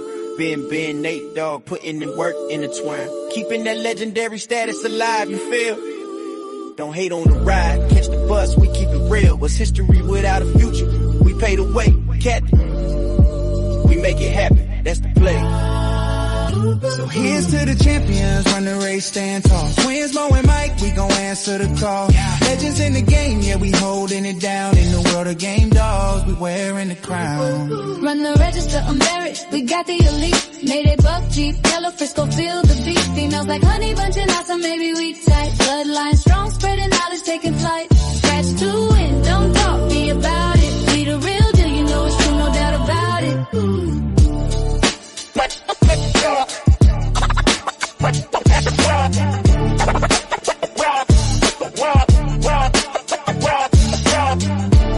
Shout out to Ohio Cash, the man with the plan, Rastaman Boom, Schoolboy, aka the. There's levels to this game. Develop your game. Develop your game. Develop your game. Develop your game. Rob.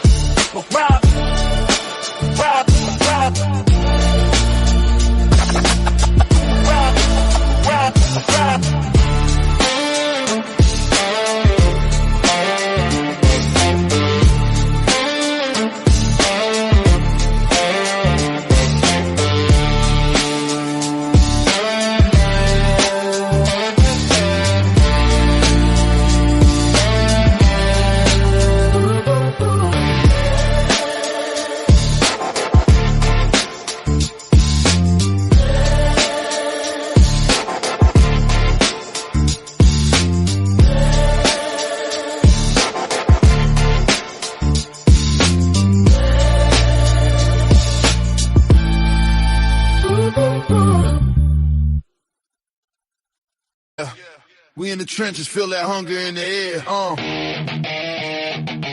Yeah. Welcome to the yard. If you're tough, you can stare. Yeah. Welcome to the yard. Where the chain spots shine, bloodlines run deep, every pedigree's prime. The game APBT, worldwide pride.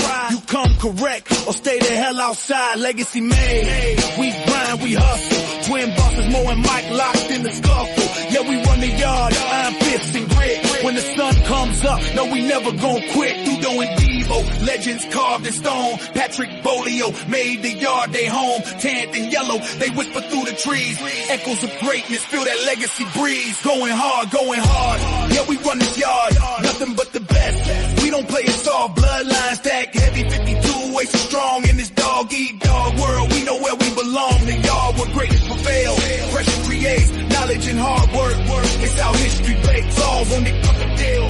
Pressure creates knowledge and hard work. It's how history bakes. Tails in the dirt, every chain spot turn, lessons learned hard. Like the scars we earn, no shortcuts taken. Champions ain't bought, just blood and sweat. This legacy taught from Mayday to Ace, Buck to Jeep. Every warrior counts, we ain't losing no sleep. Heat like a furnace, knowledge is the key. In the yard we trust, we got the pedigree. Feel the intensity, blaze in the fight. In the shadows of the yard, we rewrite the night. From the ring to the chain, we like kings cut out. Mo and Mike, every victory's what we shout. Going hard. Yeah, we run this yard, nothing but the best. We don't play it soft, bloodline stacked heavy 52, way so strong in this dog-eat-dog world. We know where we belong, the yard in the dirt. Yeah, knowledge and hard work. It's how history bakes. Y'all in the dirt. Yeah, knowledge and hard work. It's how history bakes. Yeah, legacy in the dirt. Yeah, to that fame. The game APBT. remember the name. So step back if you can't handle the heat. The yard's going hard. Put the game on repeat. It's Mo and Mike. Kings in this game, going hard. Kennels forever ain't the same, nigga. Yeah, we in the trenches, feel that hunger in the air. Yeah.